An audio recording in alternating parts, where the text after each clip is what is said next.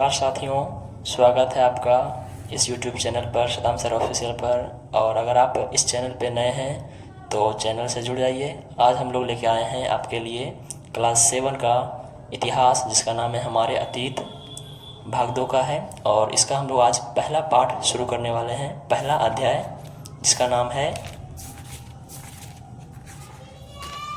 प्रारंभिक कथन, हजारों वर्षों के दौरान हुए परिवर्तनों का पड़ताल, है ना।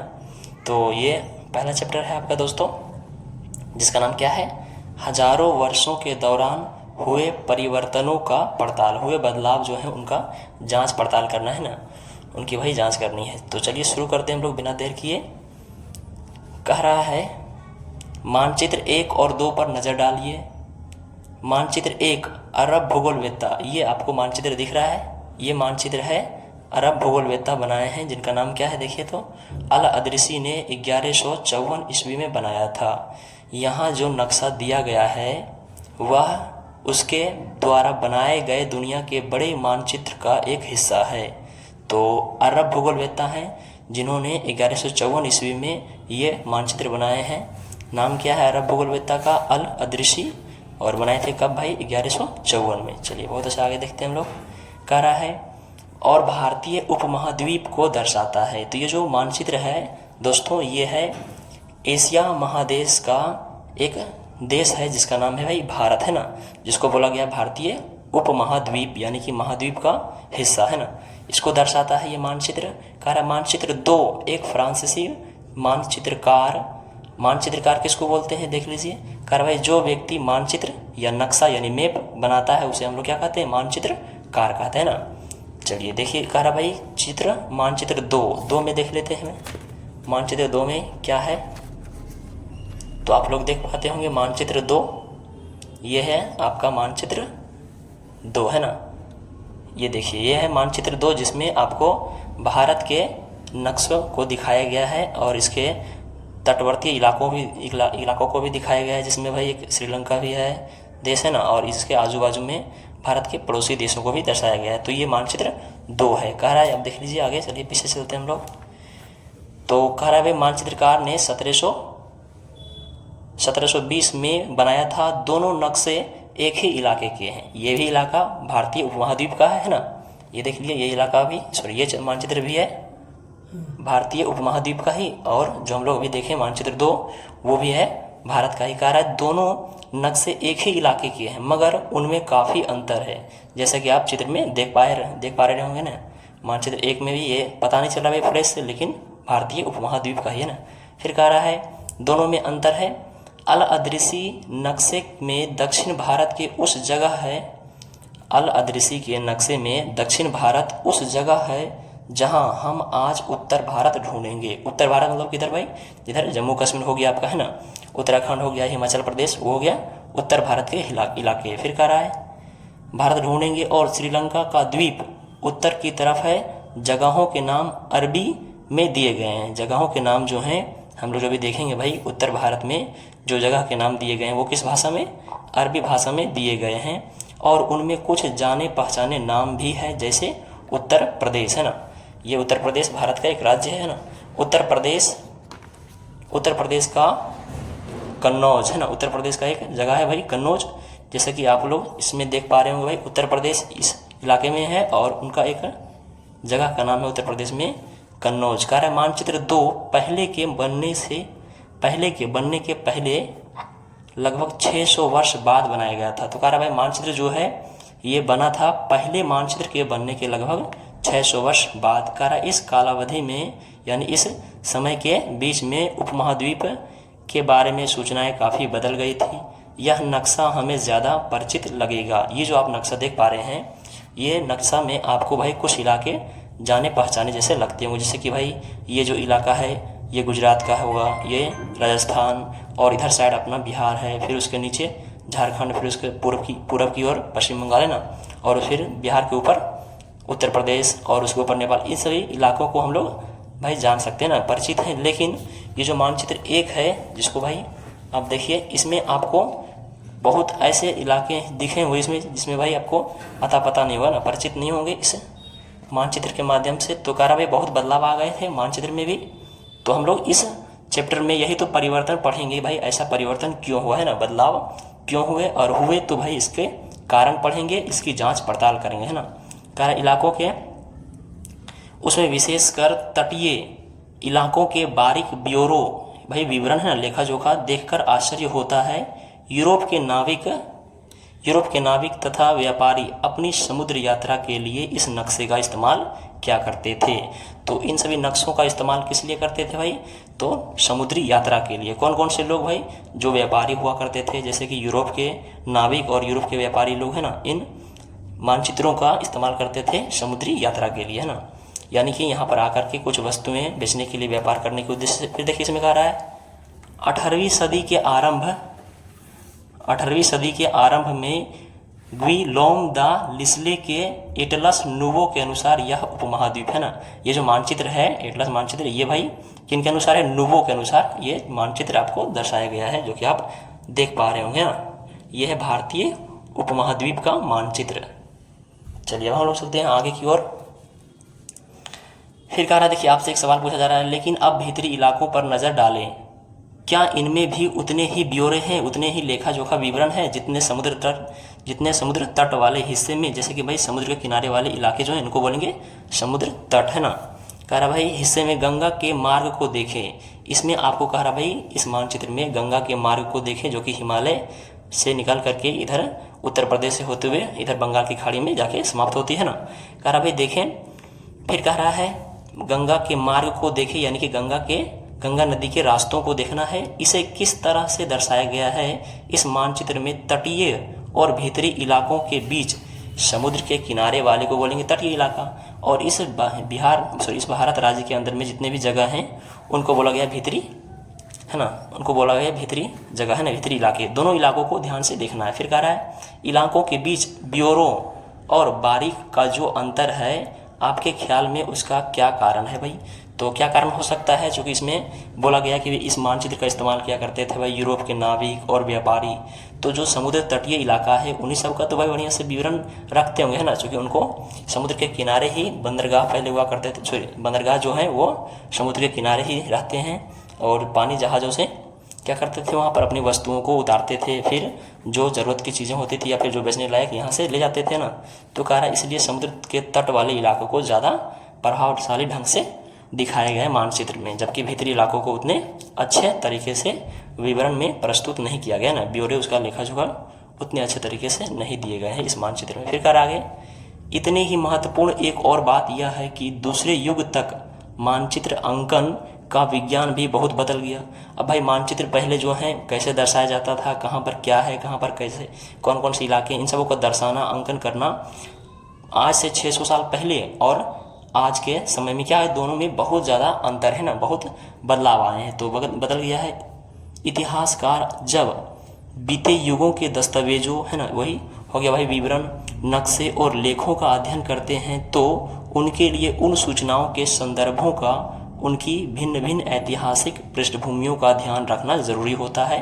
तभी इतिहासकार जो हैं इन चीज़ों के बारे में बेहतरीन ढंग से विवरण प्रस्तुत कर सकते हैं, नहीं तो क्या हुआ, फिर दिक्कतें हो सकती है ना। फिर कह रहा है देखिए, चलिए अगले टॉपिक की ओर कह रहा है नई और पुरानी शब्दावलियाँ। तो अभी हम लोग जो पढ़े थे वो क्या था भाई, वो था एक बदलाव था मानचित्र को लेकर के, कि भाई आज से पहले के मानचित्र और अभी के मानचित्र में बदलाव है।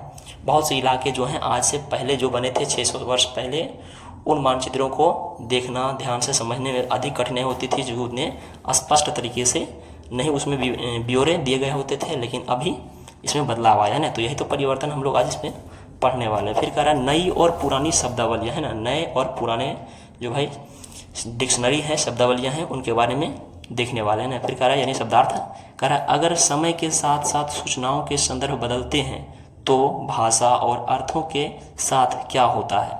समय के साथ साथ अगर सूचना और संदर्भ बदलते हैं तो भाषा और अर्थ का क्या होता होगा भाई, तो वो भी बदल जाते होंगे ना। कह रहा है ऐतिहासिक अभिलेख कई तरह की भाषाओं में मिलते हैं।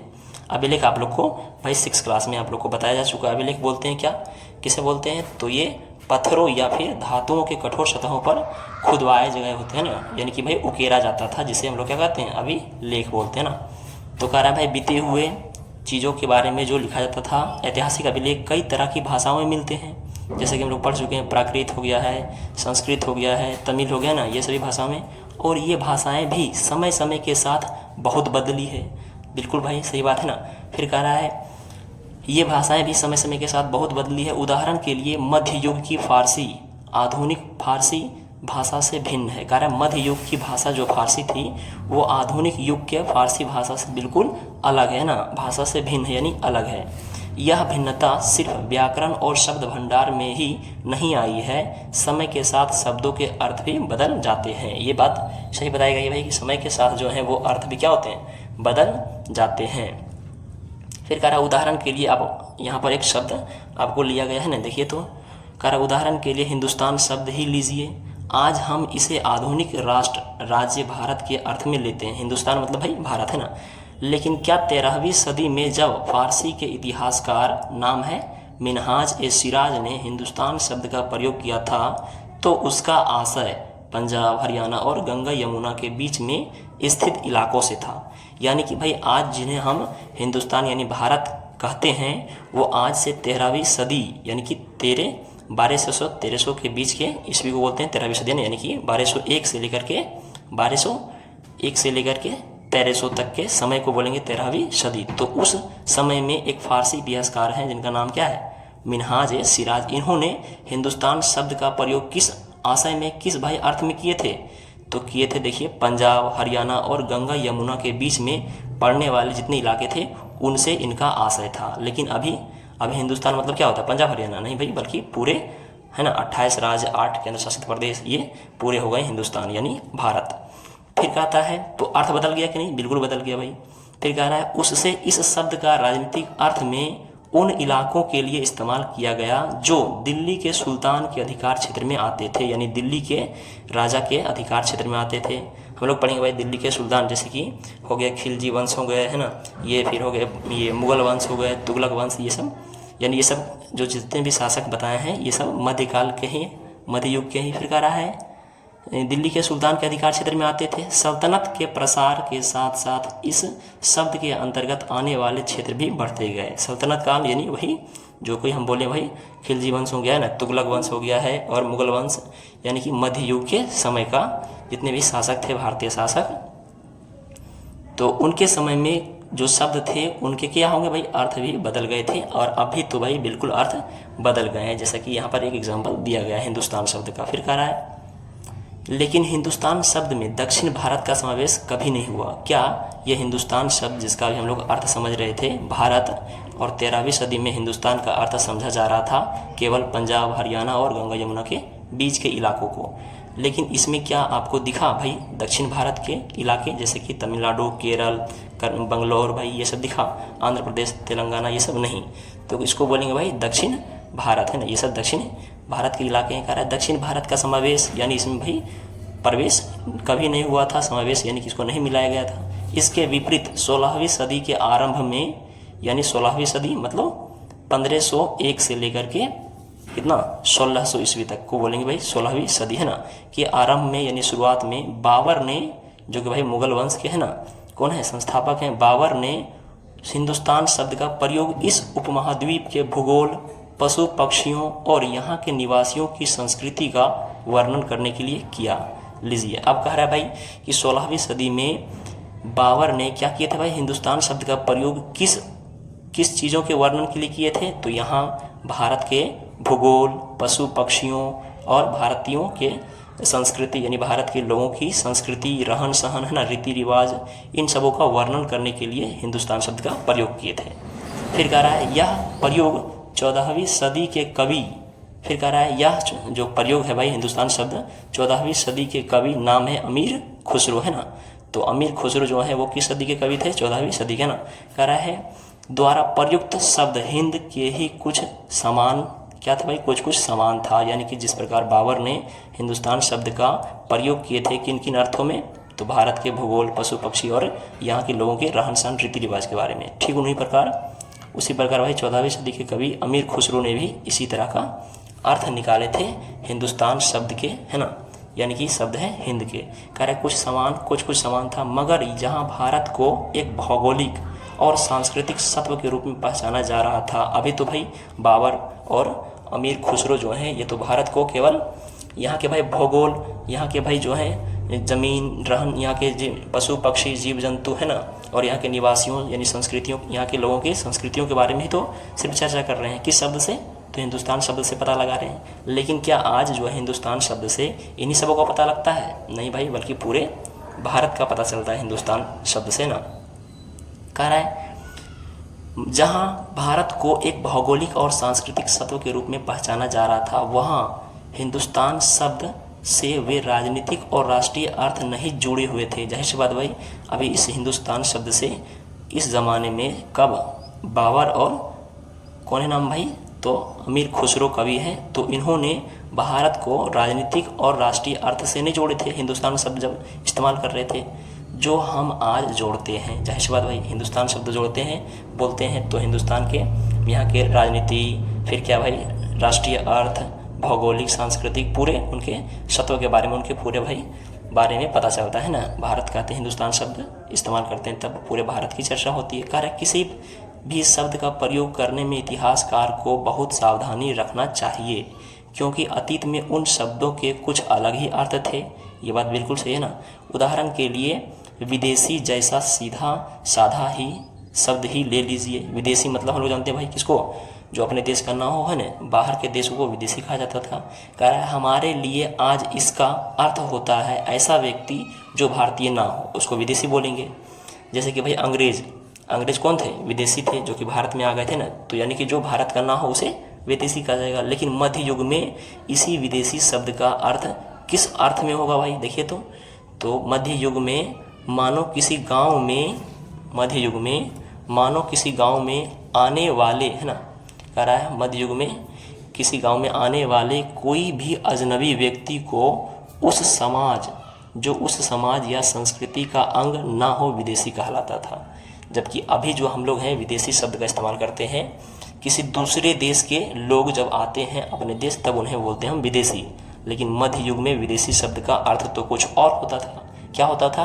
तो कह रहा भाई एक गांव जो है, क्या कह रहा भाई, किसी एक गांव में आने वाले कोई भी अजनबी व्यक्ति, दूसरे गांव के व्यक्ति जो हैं उनको माना जाएगा विदेशी। उनका संस्कृति, उनका समाज क्या भाई अलग अलग रहेगा, है ना, उन्हें विदेशी माना जाता था। मध्यकाल की बात हो रही। कह रहा ऐसे व्यक्ति को हिंदी में क्या कहते हैं? परदेशी कहते हैं, है ना, और फारसी में अजनबी कहा जाता है।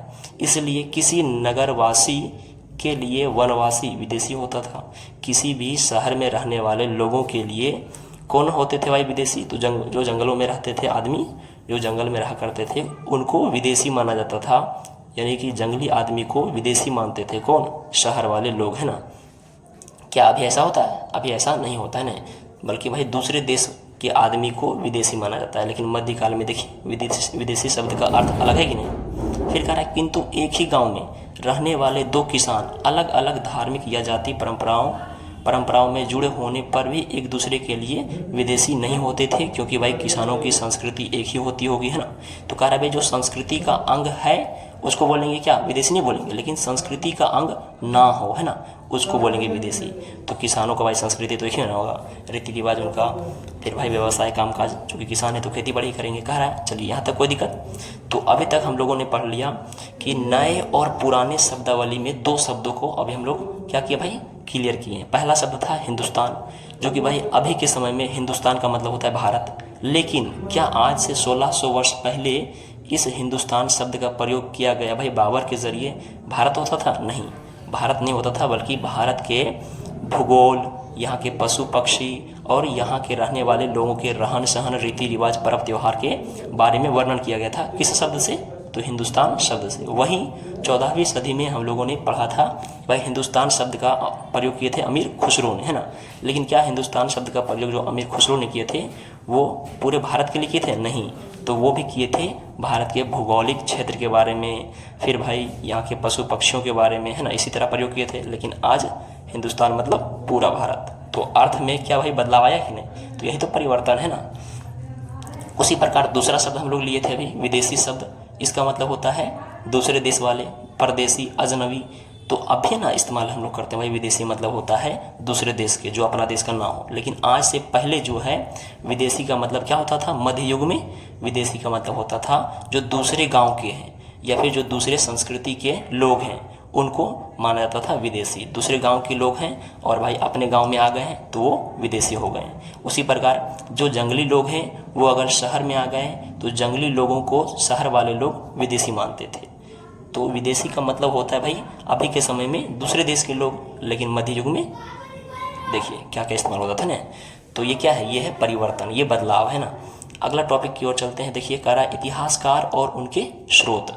इतिहासकार किसको बोलते हैं, तो इतिहासों को भाई अध्ययन करने वाले, उनके लेखा जोखा विवरण को भाई लिखने बताने वाले हैं ना, उनको बोलेंगे इतिहासकार, यानी इतिहासों को जानने वाले, अध्ययन करने वाले। और उनके स्रोत, उनके स्रोत मतलब इतिहासकार आखिर जो हैं इतिहासों के बारे में जानकारी कैसे प्राप्त करते हैं, उनके प्राप्त करने का सोर्स तरीका क्या क्या है ना, कि भाई वो इतिहास को कहाँ से भाई समझते हैं, कहाँ से भाई वो संग्रह करते हैं ना, जरिया उनका क्या क्या है।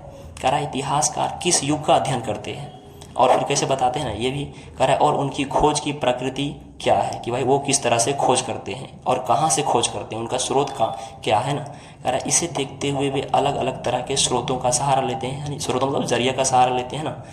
तो कह रहा है उदाहरण के लिए पिछले साल आपने गुप्त वंश के शासकों और हर्षवर्धन के बारे में पढ़ा। पिछले साल मतलब भाई क्लास 6 में ना। इस पुस्तक में हम मोटे तौर पर 700 से 1750 ईस्वी, तो इस पुस्तक में हम लोग जो पढ़ने वाले हैं इस पुस्तक में है ना, कहाँ से कहाँ तक के सन ईस्वी के बारे में चर्चा की गई है, तो 700 से लेकर के 1750 ईस्वी तक के बारे में हम लोग इसमें अध्ययन करेंगे कि भाई इन दोनों के बीच क्या क्या घटनाएं घटी, क्या क्या बदलाव आए, क्यों आए, कैसे आए, है ना, इन सभी चीज़ों पर हम लोग चर्चा करेंगे। कह रहा है 700 से 1750 ईस्वी तक के लगभग 1000 वर्षों के बारे में पढ़ेंगे। तो 700 से 1750 लगभग वही 1000 के है ना, 1000 का वही हम लोग अध्ययन करेंगे, 1000 वर्षों का अध्ययन करेंगे। कह रहा है इस काल के अध्ययन के लिए इतिहासकार जिन स्रोतों का प्रयोग करते हैं उनमें आपको बहुत सी चीज़ें ऐसी मिलेगी जो पिछले युग से वैसे ही चलती आ रही है। जैसे बात भाई हम लोग अभी पढ़ेंगे कि भाई 700 से 1750 इसी के दरमियान आया था मुगल वंश, खिलजी वंश है ना, यानी कि आए थे ये बाबर उबर। तो जो पिछले सालों से चलते आ रहा है वही सब तो इसमें भी होगा।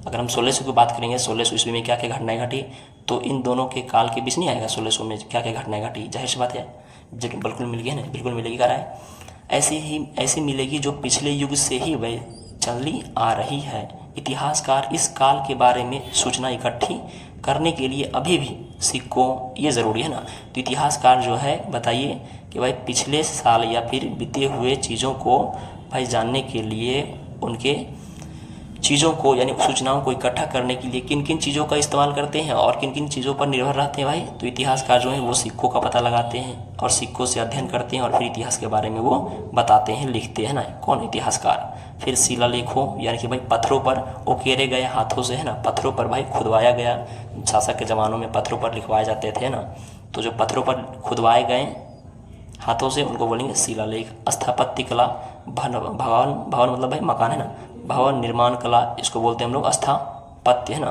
स्थापत्य कला बोलते हैं। तथा लिखित सामग्री यानी हो गया साहित्यिक स्रोत जिसको हम लोग बोलते हैं किताब ग्रंथ हो गया है ना, इन सभी चीज़ों पर निर्भर करते हैं। तो आपसे एक सवाल है कि इतिहासकार जो हैं वो सूचनाओं को, जानकारियों को इकट्ठा करने के लिए किन किन सामग्रियों पर निर्भर करते हैं भाई, तो इन्हीं सभी चीज़ों पर, सिक्का, शिलालेख, स्थापत्य कला, लिखित सामग्री यानी कि साहित्यिक स्रोत है ना, किताब ग्रंथ, इन सभी चीज़ों पर निर्भर करते हैं, डिपेंड रहते हैं। कह रहा है पर कुछ बातें पहले से काफ़ी भिन्न है। इस युग में प्रमाणिक मतलब भाई कुछ भाई सबूत है ना, प्रमाणिक यानी कि कुछ भाई ठोस सबूत, लिखित सामग्री की संख्या और विविधता आश्चर्यजनक रूप से बढ़ गई है। यानी कह रहे हैं कि भाई इस युग में, किस युग में, 700 से 1750 के बाद, यानी अभी जो वर्तमान युग है, कह रहा भाई इस युग में जो है पहले के ज़माने से लिखित सामग्री की संख्या क्या हो गई, आश्चर्यजनक से बढ़ गई। तो आज से पहले जो है लिखे हुए साक्ष्य बहुत कम मिले होंगे, और अभी जो देखिएगा आप आजकल के समय में बहुत ज़्यादा लिखित सामग्री है ना, किताब हैं, साहित्य हैं इतिहास को जानने के लिए। लेकिन पहले इतने सारे किताबों की संख्या थी नहीं थी भाई, इतने सारे किताब नहीं थे। तो वही बोला गया है अभी जो है आश्चर्यजनक रूप से बढ़ गई है, यानी कि अचानक बढ़ गई है ना। कह रहे इसके आगे इतिहासकार सूचनाओं के दूसरे प्रकार के स्रोतों का इस्तेमाल करते हैं। फिर इतिहासकार जो हैं सूचनाओं को क्या करते हैं, दूसरे प्रकार से इस्तेमाल करते हैं। लोगों के कहावतें सुनते हैं, लोग जो हैं बताते हैं, तो उनके बारे में रिसर्च करते हैं, छानबीन करते हैं, पता लगाते हैं और फिर वो सही सही निष्कर्ष पर पहुँचते हैं। तो चलिए एक यहाँ पर दिया गया भाई चीज़ बताया गया है, कागज़ का मूल्य, कि भाई कागज़ का कीमत क्या था आज से पहले, कब की, तो 700 से 1750 और उससे भी पहले की चर्चा हो रही है। तो कह रहा है इन दो प्रसंगों की तुलना कीजिए। यहाँ पर आपको दो पैराग्राफ दिया गया है, इन दोनों की तुलना करना है। पहला क्या है, पहला प्रसंग में 13वीं सदी के मध्य में एक विद्वान को एक पुस्तक की प्रतिलिपि यानी फोटोकॉपी है ना, जिसको लोग बोलते हैं जीरोक्स, तो पुस्तक की प्रतिलिपि की ज़रूरत पड़ी। उसके पास उतना कागज़ नहीं था, इसलिए उसने एक जैसी पांडुलिपि यानी हाथ से लिखे जाने वाले कागज़ पर, है ना, कागज़ पर हाथ से लिखे जाने वाले चीज़ों को पांडुलिपि कहते हैं। जैसे कि अभी हम लोग बोलते हैं ना कॉपी, तो वही उसमें पांडुलिपि होते थे। पांडुलिपि को धो डाला जिसकी उसे ज़रूरत नहीं थी और उसके कागज़ को सुखाकर उसका इस्तेमाल कर लिया। तो कह रहा भाई 13वीं सदी में सोचिए उस समय कागज़ की कितनी किल्लत थी, कितनी भाई मतलब की कमी थी। तो क्या किया, कागज़ की कमी होने के कारण क्या किए, एक विद्वान ने 13वीं सदी के मध्य में एक विद्वान ने क्या किए, एक पुराना धुराना पड़ा हुआ किताब को क्या किए, धो दिए अच्छा से, कागज़ को, किताब के कागज़ को धो दिए अच्छा से। धोने के बाद वो सफा हो गया, तो अब उस पर क्या किए, लिखना शुरू कर दिए सुखा करके। तो इतनी भाई किल्लत थी, इतनी कमी थी आज से पहले, यानी 13वीं सदी के मध्य की चर्चा हो रही है। कागज़ों का इतना भाई क्या था, कमी थी ना। लेकिन अब दूसरा प्रसंग आ रहा है, एक सदी बाद, 13वीं सदी और अब एक सदी बाद यानी 14वीं सदी की चर्चा हो रही है।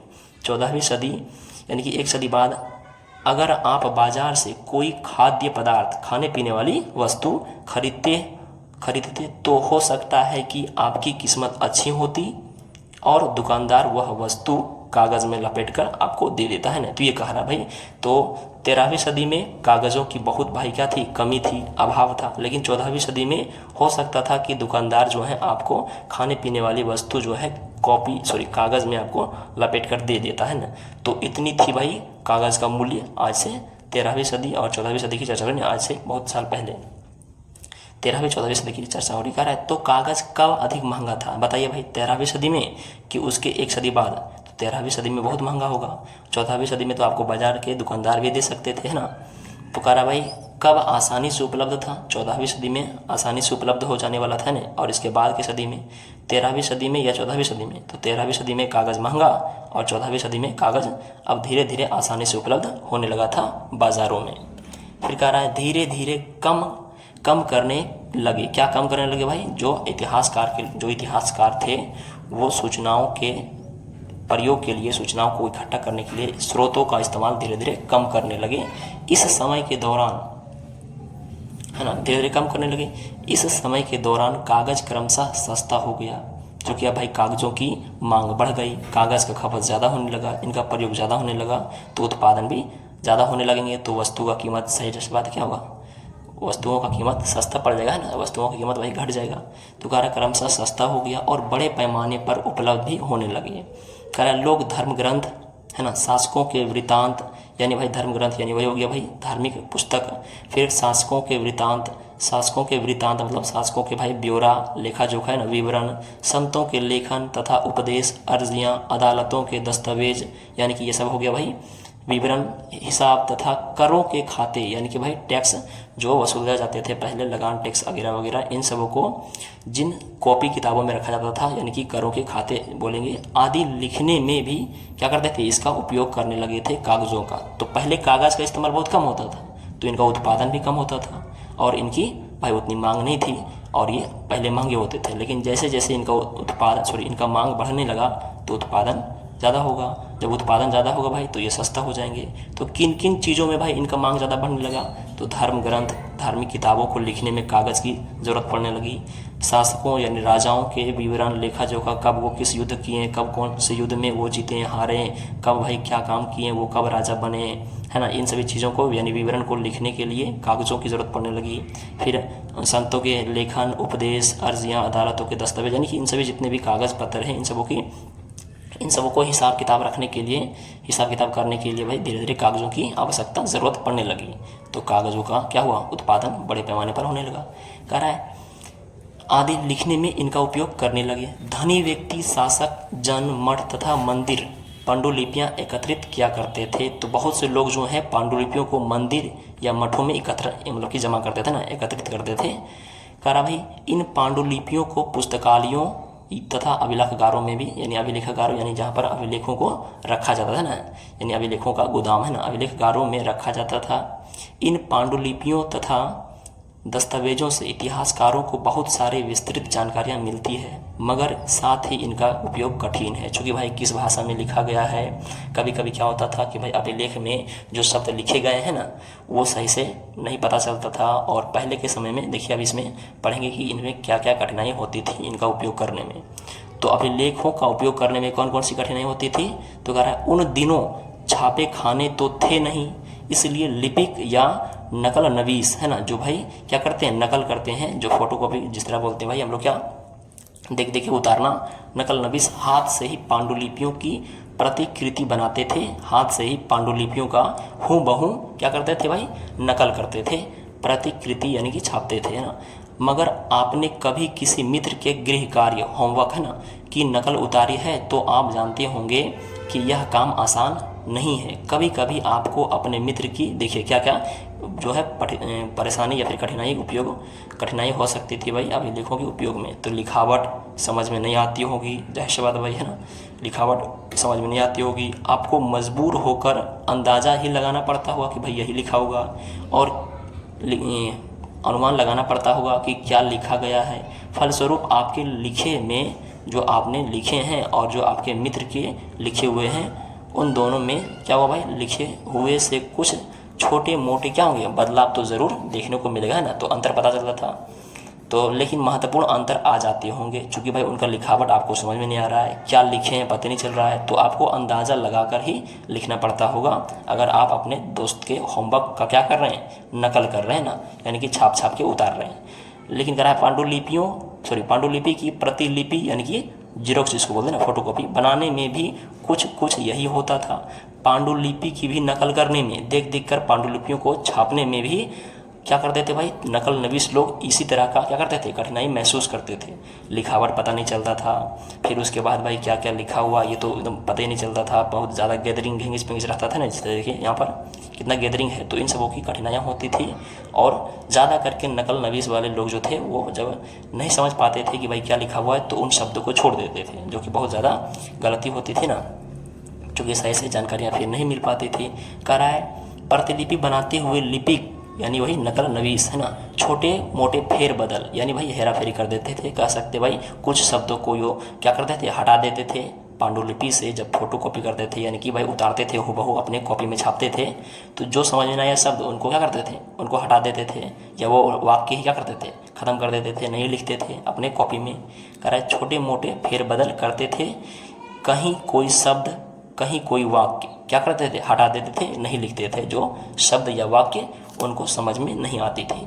कह रहा है सदी दर सदी यानी कि भाई धीरे धीरे समय बीतने के बाद वर्षों दर वर्षों प्रतिलिपियों की भी प्रतिलिपियाँ बनती रही। इसी तरह लंबे समय तक क्या हुआ, प्रतिलिपियों का फिर जिस तरह हम लोग कहते हैं ना जीरोक्स होते गया, उसी प्रकार भाई उनकी फोटोकॉपी यानी कि धीरे धीरे भाई छापते वाली प्रक्रिया, छापने वाली प्रक्रिया चलती रही सालों दर सालों, है ना। और अंततः एक ही मूल ग्रंथ की अलग अलग भिन्न भिन्न प्रतिलिपियाँ एक दूसरे से बहुत अलग हो गई। अलग क्यों नहीं हो गई भाई, क्योंकि जो ओरिजिनल पांडुलिपि है उसके शब्द कुछ समझ में नहीं आ रहे हैं नकल नवीस को, तो क्या किए, वो शब्द को ही हटा दिए और धीरे धीरे क्या हुआ, वो छापना शुरू कर दिए। जो शब्द या वाक्य नहीं समझ आया उसको नहीं लिखे। तो इस तरह जो मूल हुआ करते थे पांडुलिपि, वो क्या होते थे, नए पांडुलिपियों से बिल्कुल अलग हो जाते थे, जो कि शब्दों में क्या होता था भाई, फेर बदल होते थे ना। फिर कह रहा है इससे बड़ी गंभीर समस्या उत्पन्न हो गई, क्योंकि आज हमें लेखक की मूल पांडुलिपि शायद ही कहीं मिलती है, क्योंकि भाई ओरिजिनल हमें पांडुलिपि यानी भाई दस्तावेज ये सब नहीं मिलते हैं ना। क्योंकि ये सब पांडुलिपि जो नष्ट हो जाती थी भाई, ये सब बनते थे किसके, तो ताड़ के पत्तों पर लिखे जाते थे, है ना, पेड़ के छाल, भुज नामक पेड़ के छाल से जो बने भोजपत्र है उन पर लिखे जाते थे। तो ये सब कितने दिन टिकेंगे, है ना, तुरंत नष्ट हो जाते थे, कीड़े मकोड़े भी इनको ख़त्म कर देते थे। लेकिन कह रहा भाई तो इसीलिए क्या होता था, मूल पांडुलिपि ओरिजिनल दस्तावेज हमें नहीं मिलते थे। और मिलते थे भी तो भाई कैसे, नष्ट हुए मिलते थे। तो इसीलिए इतिहासकार या फिर नकल नवीस जो हैं वो क्या करते थे, इन सभी पांडुलिपियों को भाई बचाने के लिए फिर से जो पांडुलिपि लिखते थे उनको अपने अंदाज में लिखते थे। जो शब्द समझ आया वो लिख लिए और जो शब्द समझ में नहीं आया उनको छोड़ दिए। कह रहा हमें बाद में लिपिकों द्वारा बनाई गई प्रतिलिपियों पर ही पूरी तरह निर्भर रहना पड़ता है। अब चाहे भाई वो लिपिक जो है वो सही सही पांडुलिपि से भाई लिखे हैं देख के या नहीं लिखे हैं, आपको तो उन्हीं पर निर्भर रहना है।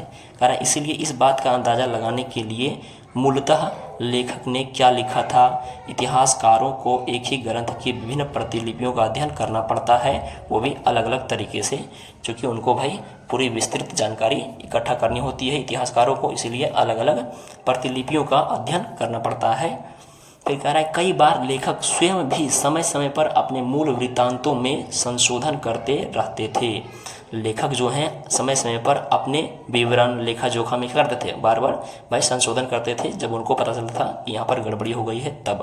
कह रहा है 14वीं शताब्दी के इतिहासकार, नाम क्या भाई, जियाउद्दीन बर्नी ने अपना वृत्तांत पहली बार, है ना, यानी अपना लेखा जोखा अपना विवरण जो है पहली बार कब, 1356 में, और दूसरी बार कब, 2 वर्ष बाद यानी 1358 में लिखा था। दोनों में अंतर है, लीजिए। कह रहा भाई 14वीं शताब्दी के इतिहासकार, नाम है जियाउद्दीन बर्नी, इन्होंने 2 विवरण लिखे हैं अपने बारे में, है ना, 2 ब्यौरा।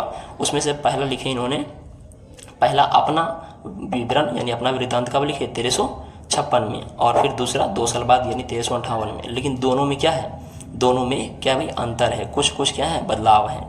कारण लेकिन 1971 तक इतिहासकारों को पहली बार वाले वृत्तांत यानी 1356 वाले लेखा जोखा विवरण जानकारी ही नहीं है। इतिहासकारों को पहले वाले जानकारी है ही नहीं है, चूँकि नष्ट हो गए होंगे ना, नष्ट हो गए होंगे। यह पुस्तकालयों के विशाल संग्रहों में कहीं दबा पड़ा था, है ना, इसीलिए नहीं मिल पाया होगा बेचारा इतिहासकारों को। फिर कह रहा है आगे देखिए,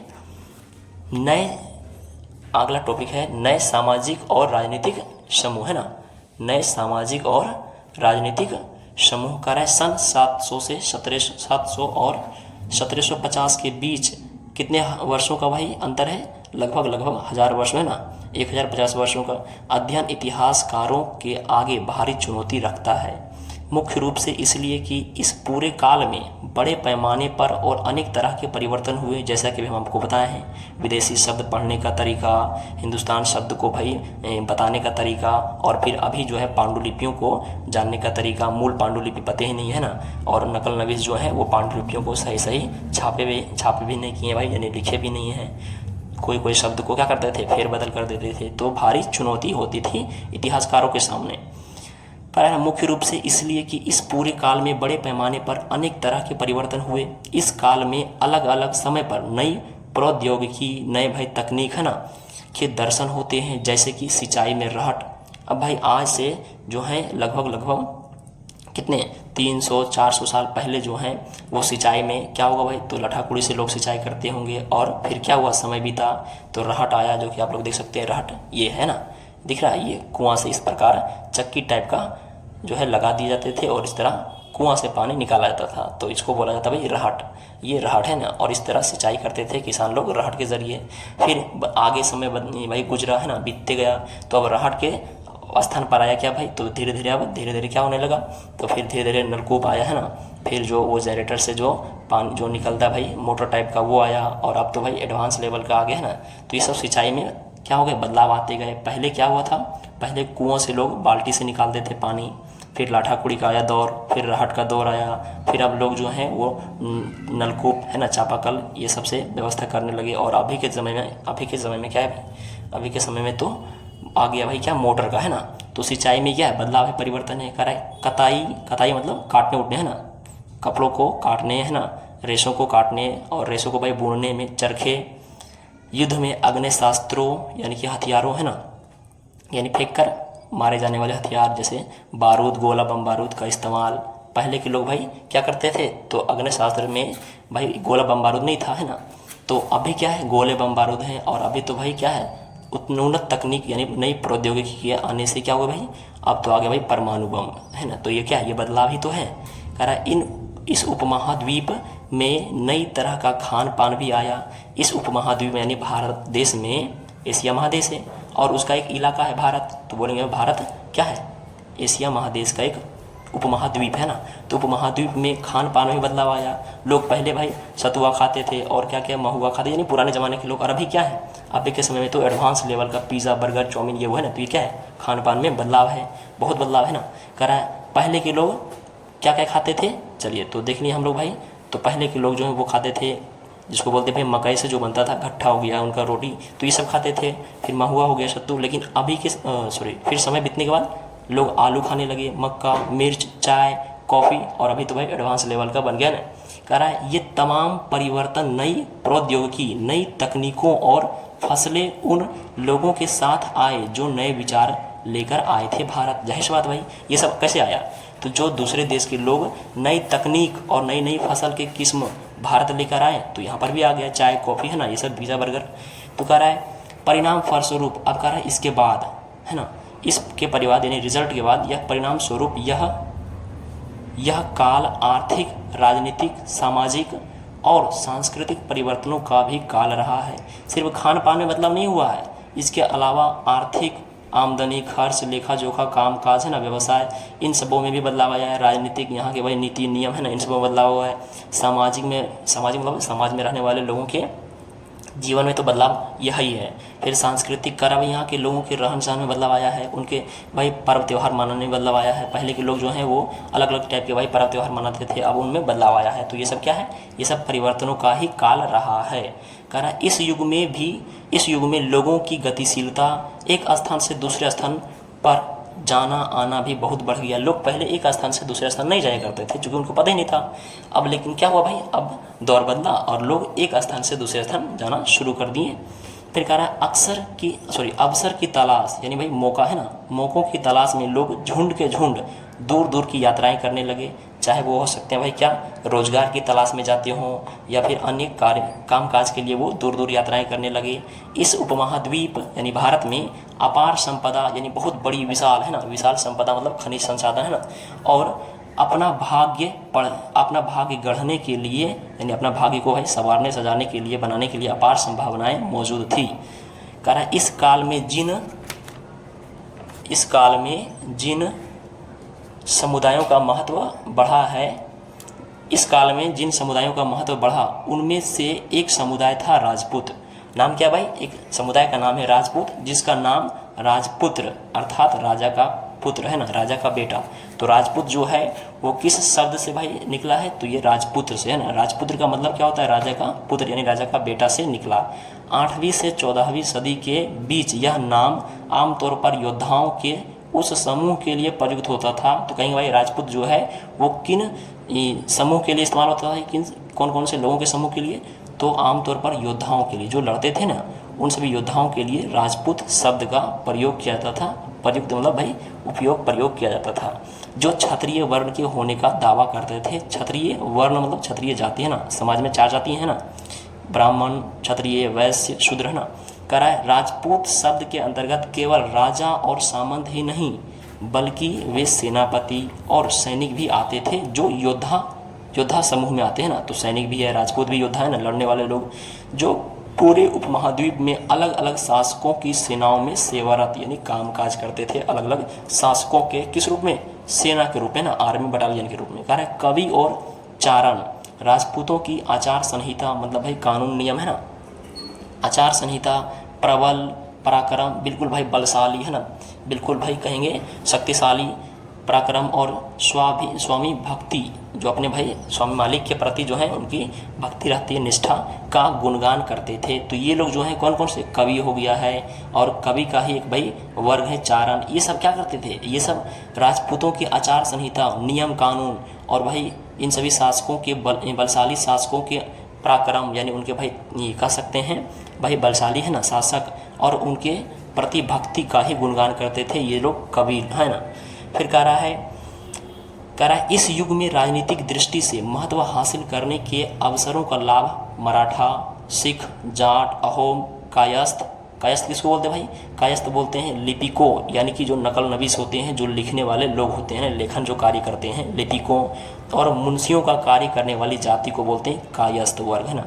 तो इन सभी के बीच कौन कौन से जाति के लोग ज़्यादा लाभान्वित हुए भाई, लाभ उठाए हैं? तो मराठा, सिख, जाट, अहोम और लिपिक और मुंशियों के कार्य करने वाले जाति के लोग, इन सबों को ज़्यादा लाभ मिला है ना, अवसरों का ज़्यादा लाभ मिला। कह रहा आदि समूहों ने भी उठाया है, लाभ उठाया है। इस पूरे काल के दौरान क्रमशः जंगलों की कटाई हो रही थी। हम लोग जानते हैं भाई अंग्रेज आए और क्या किया, अंधाधुंध जंगलों की कटाई किए अपने लाभ को अर्जित करने के लिए और फिर भाई अपने साम्राज्य को भाई फैलाने के लिए। कह रहा है भाई, फिर कह रहा है समूहों ने भी लाभ उठाया। इस पूरे काल के दौरान जंगलों की कटाई हुई, चूँकि जनसंख्या बढ़ते जा रही थी ना और आवश्यकताएं भी बढ़ रही थी, तो कह रहा भाई जंगलों की कटाई हो रही थी और खेती का इलाका बढ़ता जा रहा था। चूँकि भाई लोगों की संख्या बढ़ रही थी तो भरण पोषण खान पान के लिए भाई धीरे धीरे क्या हुआ, जंगलों की कटाई होता गया और खेती बाड़ी का इलाका और भी फैलता गया। कुछ क्षेत्रों में यह परिवर्तन अन्य क्षेत्रों की अपेक्षा अधिक तेजी से और पूरे तौर पर हुआ। कह रहा है पर्यावास में परिवर्तन के कारण, यानी कि भाई जो प्राकृतिक आवास है ना, पर्यावास मतलब भाई जो लोग जीवन यापन जहाँ पर करते हैं, जैसे बोलेंगे हम लोग क्या, स्थानीय आवास है ना, जिनका भाई स्थानीय आवास है, पर्यावास में परिवर्तन के कारण, यानी कि आवास में बदलाव के कारण कई वनवासियों को मजबूर होकर अपना स्थान छोड़ना पड़ा। अब बहुत से वनवासी जो है वो जंगल में ही रहते थे। अब भाई क्या हुआ, जंगल के नियम कानून बदल गए हैं। अब भाई जंगल कट रहा है, खेतीबाड़ी का दौर आ गया है, अब सड़क बन रहे हैं, है ना। तो कह रहा है जो जंगलवासी जो थे वनवासी, उनको मजबूर होकर के अपना घर बार छोड़ना पड़ा, जो जंगल में लोग रहते थे ना। कह रहा है कुछ और वनवासी ज़मीन की जुताई करने लगे, चूँकि भाई उनको अब जंगल में रहने के लिए मना कर दिया गया था, तो अब खेती बाड़ी करने लगे और धीरे धीरे क्या बन गए, वो किसान बन गए। कृषकों के ये नए समूह क्षेत्रीय बाजार, वहाँ के भाई आसपास के क्षेत्र के बाजार, मुखियाओं, पुजारियों, मठों, है ना, मठ बोलते हैं भाई जैन बौद्ध के जो धर्म के लोग जहाँ पर भाई उपदेश देते हैं ना, उसको बोलते हैं मठ, है ना, जहाँ पर लोग रहते हैं, जैन बौद्ध के मानने वाले लोग हैं ना, उनके अनुयायी लोग। कह रहा है और मंदिरों से प्रभावित होने लगे। वे बड़े और जटिल समाज के अंग बन गए। वे जो हैं, जो वनवासी लोग हैं, वो पहले इन चीज़ों से परिचित नहीं थे, लेकिन जैसे वो जंगल को छोड़े और फिर धीरे धीरे जुताई करना शुरू कर दिए और किसान बन गए, तो उनके आसपास के बाजार, मुखिया, पुजारी, मठ जो है, इन सबों से क्या होने लगे, प्रभावित होने लगे, है ना। और उनके बारे में फिर धीरे धीरे क्या हो गया, जानने होने लगे, फिर उनका एक अंग बन गए, उन समाजों का, उन जटिल समाजों का अंग बन गए।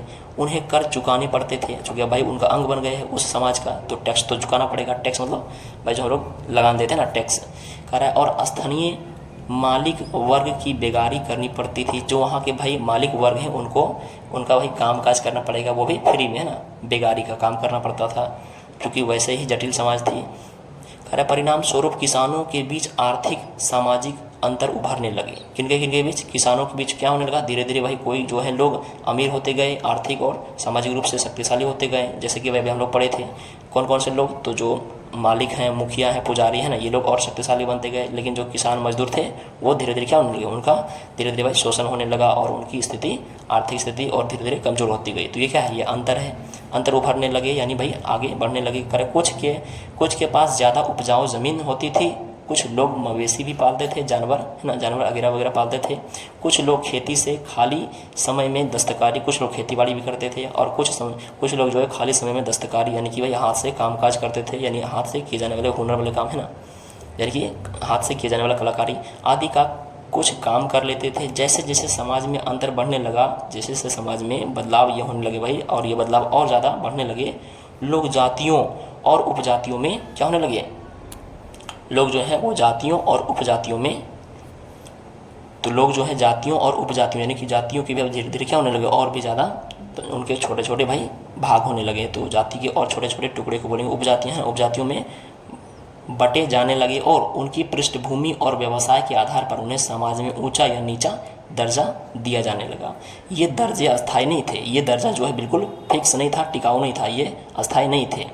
कह रहा है किसी जाति विशेष के सदस्यों के हाथों में कितनी सत्ता है, कितना ताकत है, प्रभाव उनका कितना है, वर्चस्व दबदबा कितना है, संसाधनों का नियंत्रण, उनके पास कितने ज़मीन है, धन है, दौलत है, पशु है, कितना भाई उनके पास धन संपदा है ना, संसाधनों का नियंत्रण, इसके आधार पर उनके उसके दर्जे बदलते रहते थे। एक किसान है भाई, तो वो किसान से धीरे धीरे वो मुनाफा कमाते गए, उनके पास फरसों अब ज़्यादा ज़मीनें होने लगी, ज़मीन हो गया, उनके पास ज़्यादा धन संसाधन आ गए, तो अब वो किसान से अब वो ऊँचे जाति में चले जाएंगे, है ना। तो ये जाति का जो था व्यवस्था, ये अस्थायी नहीं था, है ना।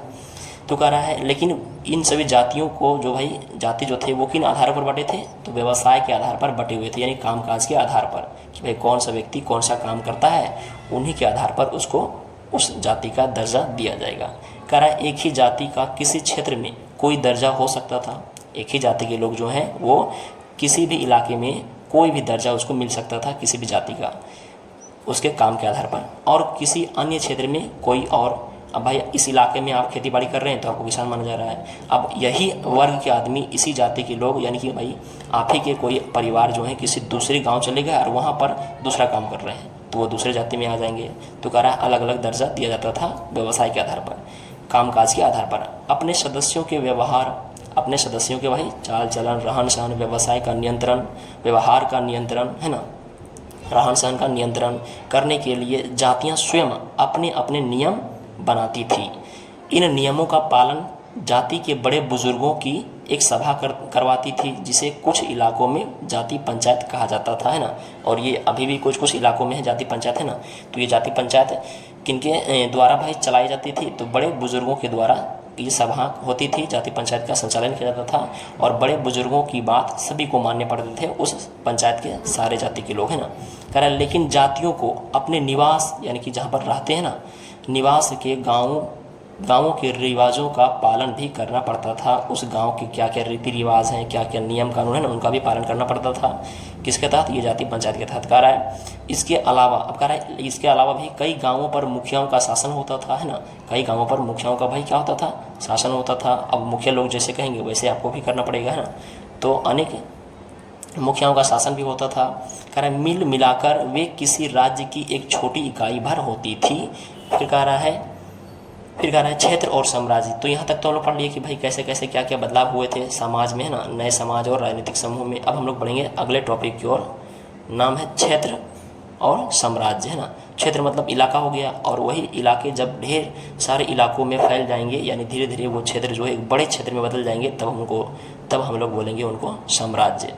तो इलाका छोटा सा हो गया, क्षेत्र मतलब क्षेत्र हो गया है। अब वो क्षेत्र जो है यानी कि इलाका जो है धीरे धीरे फैलने लगेगा और बढ़ता जाएगा वो क्षेत्र, तो उसको बोलेंगे साम्राज्य, है ना।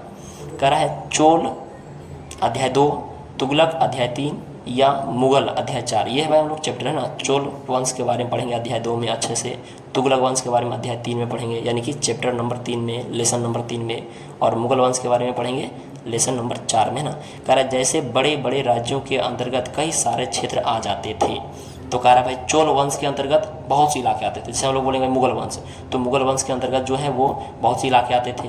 चोल वंश के अंतर्गत भी, जैसे कि यहाँ पर एक एग्जाम्पल दिया गया है, दिल्ली के सुल्तान गयासुद्दीन बलबन, दिल्ली के जो सुल्तान थे भाई, शासक, नाम क्या है? गयासुद्दीन बलबन। कब? 1266 से लेकर के 1287 तक इनका शासनकाल रहा, है ना। तो दिल्ली के सुल्तान जो है 1266 में कौन थे? गयासुद्दीन बलबन।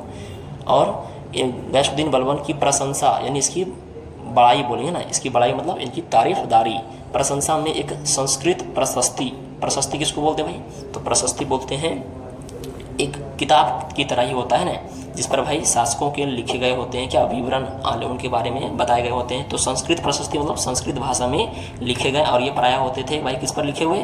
तो प्रायः होते थे भाई धातुओं के सतहों पर लिखे गए होते थे ना। तो कह रहा है संस्कृत प्रशस्ति के उदाहरण के लिए अध्याय 2 में हम लोग उनका विस्तार से पढ़ेंगे ना। कह रहा है मैं उसे एक विशाल साम्राज्य का शासक बताया गया। तो बताइए भाई, संस्कृत भाषा में लिखा गया जो है एक ताम्र पाषाण, जिस तरह हम लोग बोलते हैं सॉरी ताम्रपत्र, उसी प्रकार प्रशस्ति होता है ना, जो कि धातुओं की कठोर सतहों पर लिखे जाते थे। तो कह रहा है गयासुद्दीन बलबन के बारे में बताया गया, और ये कैसे शासक थे? तो एक भाई विशाल साम्राज्य का शासक थे। विशाल मतलब भाई बहुत बड़े, है ना, बहुत बड़े इलाकों का साम्राज्य थे।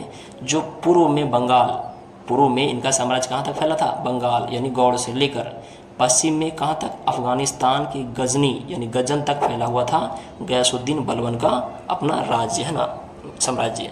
कह रहा है और जिसमें संपूर्ण दक्षिण भारत, जिसको हम लोग क्या कहते हैं? द्रविड़, है ना, द्रविड़ मतलब दक्षिण भारत भी आ जाता था। गौड़, आंध्र, केरल, कर्नाटक, महाराष्ट्र, गुजरात आदि भिन्न भिन्न यानी अलग अलग क्षेत्रों के लोग उनकी सेना से डरते थे, यानी कि गयासुद्दीन बलबन की सेनाओं से क्या करते थे भाई? तो ये आगे गयासुद्दीन जो है उसकी सेना के आगे पलायन कर जाते थे, यानी भाग जाते थे। इतने ये भाई क्या थे? प्रभावशाली, शक्तिशाली थे, ऐसा बता रहे हैं इतिहासकार, है ना। संस्कृत प्रशस्ति में उनकी प्रशंसा, उनकी तारीफदारी कर रहे हैं। कह रहा इतिहासकार विजय अभियान के इन दावों को अतिशयोक्तिपूर्ण मानते हैं। इतिहासकार जो हैं, जो इतिहास जो पढ़ते हैं, लिखते हैं, उनका अध्ययन करते हैं, वो जो है विजय अभियान, शासकों के विजय अभियान की शासक भाई जो हैं वो जीत लिए हैं, और विजय अभियान के इन दावों को जो हम पढ़े हैं भाई संस्कृत प्रशस्ति में कि उनकी सेना इतनी मजबूत थी, उनका इलाका पूर्वी से लेकर के पश्चिमी में इतना तक फैला हुआ था, और अन्य छोटे छोटे इलाकों के जो लोग हैं वो उनकी सेना को देखते थे तो देखते ही पलायन भाग जाते थे ना। तो कह रहा है ये क्या है, ये है भाई दावा है ना। इन सभी दावों को अतिशयोक्तिपूर्ण मानते हैं इतिहासकार, है ना। आज के इतिहासकार अतिशयोक्तिपूर्ण मतलब बहुत ही ज़्यादा बढ़ा चढ़ाकर बताया गया ये चीज़ है ना, तो इसको कहते हैं भाई ये बहुत ज़्यादा फेक है ना, ऐसा मानते हैं आजकल के इतिहासकार। साथ ही वे यह समझने की कोशिश में भी लगे रहते हैं कि शासक लोग इस उपमहाद्वीप के भिन्न भिन्न भागों पर अपने अधिकार का उल्लेख क्यों करते रहें। जाहिर सी बात भाई, कोई भी राजा जो है वो किसी भी इलाके को कब्जा कर लेता है और वहाँ पर जो है अपना शाही दबदबा, अपना भाई प्रभुत्व, अपना जो है प्रभावशाली एक श्रेष्ठ शासक, एक भाई बलशाली शासक होने का क्या करता है, प्रमाण करता है। और इसीलिए वो क्या करते हैं, अभिलेख लिखवाते हैं, प्रशस्तियों का निर्माण करवाते हैं ना, इसी तरह पांडुलिपि लिखवाते हैं। तो अधिकारों का उल्लेख करते हैं कि भाई हम इतना बड़े शासक थे, इतने काम किए हैं, इतना युद्ध जीते हैं, इतना जो है मेरा साम्राज्य फैला हुआ था। तो वो अपनी जो है शासक का भाई, अपने जो है अपने राजपाट का अपनी प्रतिभा को भाई क्या करते हैं, बताने के लिए लोगों को ऐसा करते हैं ना, ऐसा दावा करते हैं और उल्लेख करते हैं ताकि उनकी जो है प्रशंसा होती रहे ना। फिर कह रहा है भाषा तथा क्षेत्र, तो कह रहा है सन 1813 में भाषा और क्षेत्र, यानी भाषा भाई कई तरह की भाषाएं हो सकते हैं ना, क्षेत्र मतलब इलाका। कह रहा है सन 1318 में कवि नाम है कौन, कवि का नाम क्या भाई, अमीर खुसरो ने इस बात पर गौर किया, यानी ध्यान दिया था कि इस देश के हर क्षेत्र की एक अलग भाषा है। भारत देश की, इस देश मतलब भारत देश है ना, भारत देश के हर क्षेत्र की एक अलग भाषा है। जाहिर बात है, सिंधी, लाहौरी, कश्मीरी, द्वार समुद्री भाषा जो है वो किन इलाकों में बोली जाती थी, तो दक्षिण कर्नाटक में है ना। फिर कह रहा है तेलंगाना, आंध्र प्रदेश में अभी बोली जाती है। गुजरी यानी गुजरात में अभी भाषा ये बोली जाती है। महाबारी तमिलनाडु में बोली जाती थी। महावारी क्या है, एक भाषा है। फिर गौड़ी क्या एक भाषा है जो कि बंगाल में बोली जाती थी, अभी भी बोली जाती है। अवधी भाषा जो है अभी भी बोली जाती है पूर्वी उत्तर प्रदेश और इसके आजू बाजू के इलाकों में, है ना। और हिंदवी यानी हिंदी भाषा दिल्ली के आसपास के क्षेत्रों में बोली जाती है ना, अभी भी बोली जाती है ये सब भाषाएं। अमीर खुसरो ने आगे बतलाया है कि इन भाषाओं के विपरीत, है ना, इन भाषाओं के विपरीत एक भाषा संस्कृत भी है। इन सभी भाषाओं के विपरीत जो है उल्टा, है ना, एक संस्कृत भी है भाषा जो किसी क्षेत्र की भाषा नहीं है। जैसे बोलेंगे भाई हम बोलेंगे अवधी, तो ये पूर्वी उत्तर प्रदेश में बोला जाता है, नेपाल में भी बोला जाता है, बिहार में भी बोला जाता है ना, इन सभी इलाकों में बोला जाता है। लेकिन संस्कृत जो है किसी खास क्षेत्र का भाषा नहीं है, किसी विशेष यानी किसी खास क्षेत्र की भाषा नहीं है। यह एक प्राचीन भाषा है। कौन, संस्कृत, जिसे केवल ब्राह्मण जानते हैं। और ये संस्कृत भाषा जो है केवल ब्राह्मण लोग जानते हैं, आम जनता नहीं। आम लोग जो है ये संस्कृत भाषा नहीं जानते थे और अभी भी बहुत कम लोग जानते हैं ना। अमीर खुसरो द्वारा उल्लेखित भाषाओं की एक सूची बनाई। अब आपसे सवाल किया जा रहा है कि अमीर खुसरो ने कौन कौन सी भाषाएं बोली है, तो सिंधी, लाहौरी, कश्मीरी, द्वार समुद्री सब भाषा है। द्वार समुद्री कौन से इलाके में बोले जाते थे भाई, कर्नाटक में बोले जाते थे, है ना, अभी भी थोड़े बहुत बोले जाते होंगे। अभी तेलंगानी ये क्या एक भाषा है ना, तेलुगु भाषा, जो कि आंध्र प्रदेश के आजू बाजू वाले इलाकों में, है ना, तेलंगाना में भी बोला जाता है। गुजरी भाषा है जो कि गुजरात में बोली जाती है, अभी भी बोली जाती है। फिर कह रहा है महाबरी तमिलनाडु में बोली जाती है। गौड़ी बंगाल में बोली जाती थी, अभी भी बोली जाती है। अवधी उत्तर प्रदेश, है ना, और उत्तर प्रदेश के अगल बगल के इर्द गिर्द के राज्यों में बोली जाती है। तो इसका बनाना है आपको क्या, एक सूची बनाना है भाषाओं का, और एक सूची उन भाषाओं के नामों की बनाइए जो उनके द्वारा उल्लेखित बताए गए क्षेत्रों में आज बोली जाती है। तो देखिए ये अवधी भाषा आज भी बोली जाती है उत्तर प्रदेश में। हिंदी भाषा आज भी हरियाणा और दिल्ली के आसपास के इलाकों में बोले जाते हैं। फिर कह रहा है ये द्वार समुद्री भाषा, ये थोड़े बहुत बोले जाते हैं ना दक्षिण कर्नाटक में। तेलंगानी भाषा जिसको तेलुगु भाषा बोलते हैं ना, ये भी बोली जाती है आंध्र प्रदेश में और इसके अगल बगल के इलाकों में। गुजरी भाषा है ना, गुजरी मतलब वही गुजराती भाषा, अभी भी गुजरात में बोली जाती है ना। तो और सिंधी भाषा तो बोली जाती है कहाँ पर, सिंध में, पाकिस्तान, है ना। लाहौरी भाषा लाहौर में, है ना, और इन सभी लाहौर के आसपास के इलाकों में। कश्मीरी भाषा कश्मीर में बोली जाती है। तो ये सब भाषाएं बोली जाती है। तो आपको क्या करना है, उल्लेख करना है जो भाषाएं आज भी बोली जाती है। उल्लेखित क्षेत्रों में आज बोली जाती है। जो नाम एक से हैं उन्हें रेखांकित कीजिए और जो नाम भिन्न हैं उनके चारों ओर घेरा लगाइए। तो अभी जो है, अभी भाषा का नाम अभी आप द्वार समुद्री, मतलब कि अभी जो ये भाषा जो है बदल गया है द्वार समुद्री। पहले जो गुजरी हुआ करता था अभी हो गया गुजराती, पहले जो तेलंगानी होता था अब हो गया तेलुगु। तो ये सब भाषाएं बदल गई है ना। तो ये लिखना है जो जिनके भाषाएं बदल गए हैं, भिन्न हैं यानी बदल गए हैं, और जो अभी तक एक ही, जैसे कि अवधी भाषा, अभी तक क्या है, एक ही नाम है अवधी भाषा का, अवधी भाषा ही नाम है, ये अब किसी और भाषा के नाम में कन्वर्ट नहीं हुआ। जैसे कि बोलेंगे तेलंगानी, तो तेलंगानी भाषा जो है अब ये तेलंगानी शब्द से बदल करके तेलुगु हो गया है ना। उसी प्रकार गुजरी, गुजरी शब्द से बदल करके गुजराती हो गया है ना। फिर उसी प्रकार बोलेंगे भाई गौड़ी, ये भी बदल गया। तो कह रहा है लेकिन अवधी भाषा जो है ये अभी तक जैसे के तैसे हैं, एक ही नाम से हैं, और ये उत्तर प्रदेश में भी बोले जाते हैं, बिहार में भी अवधी भाषा बोली जाती है, नेपाल में भी। तो ये सब कह रहा है लिखने के लिए ना, हो जाएगा। फिर कह रहा है जो नाम भिन्न है यानी जो अलग है उनके चारों ओर घेरा लगाइए। तो जैसे कि ये अलग है, मावरी, द्वार समुद्री, ये सब अलग है ना, गुजरी, ये सब भाषाएं क्या, ये सब भाषाएं अलग है, और इन सभी भाषाओं के नाम आजकल बदल गए हैं। कोई दिक्कत? आगे तक कह रहा है क्या आपने ध्यान दिया है कि समय के साथ भाषाओं के नाम बदल गए हैं? जी हाँ, बिल्कुल बदल गए हैं। जैसे कि बताएं, गुजरी अभी गुजराती हो गया, तेलंगानी अभी तेलुगु हो गया है ना। तो ये सब भाषाएं अभी बदल गई है, समय के अनुसार ये सब बदलाव हो रहे हैं। फिर कह रहा है देखिए आगे की ओर, अगला टॉपिक देखिए, इसमें कह रहा है सन 700 तक कई क्षेत्रों के अपने अपने भौगोलिक आयाम तय हो चुके थे। उनके भाई भौगोलिक सीमा रेखा क्या है ना, वो तय हो चुके थे, और उनकी अपनी भाषा तथा सांस्कृतिक विशेषताएं जो स्पष्ट हो गई थी। कब तक? 700 ईस्वी तक जो है किन्हीं इलाकों के, उनके भाई कहाँ तक सीमा होंगे, सीमा रेखा, उनकी क्या भाषा है, वहाँ के लोगों का रहन सहन, रीति रिवाज क्या है, सांस्कृतिक विशेषताएं, ये सब विशेषताएं जो स्पष्ट हो चुकी थी। कह रहा है अध्याय 7 में आपको इनके बारे में और अधिक जानकारी मिलेगी। ये क्षेत्र विशेष शासक राजवंशों से भी जुड़े हुए थे।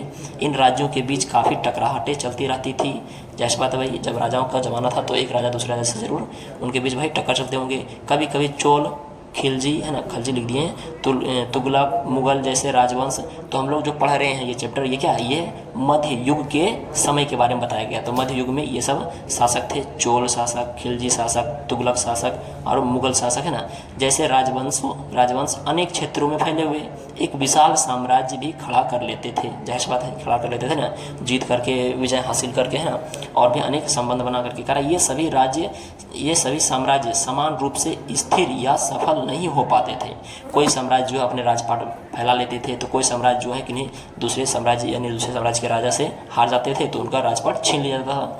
तो ये अस्थाई यानी फिक्स, स्थिर नहीं थे ना। कभी इनका साम्राज्य घटता था, कभी बढ़ता था, कभी कभी भाई ये पतन के कगार तक चले जाते थे, लगभग खत्म होने के कगार पर है ना।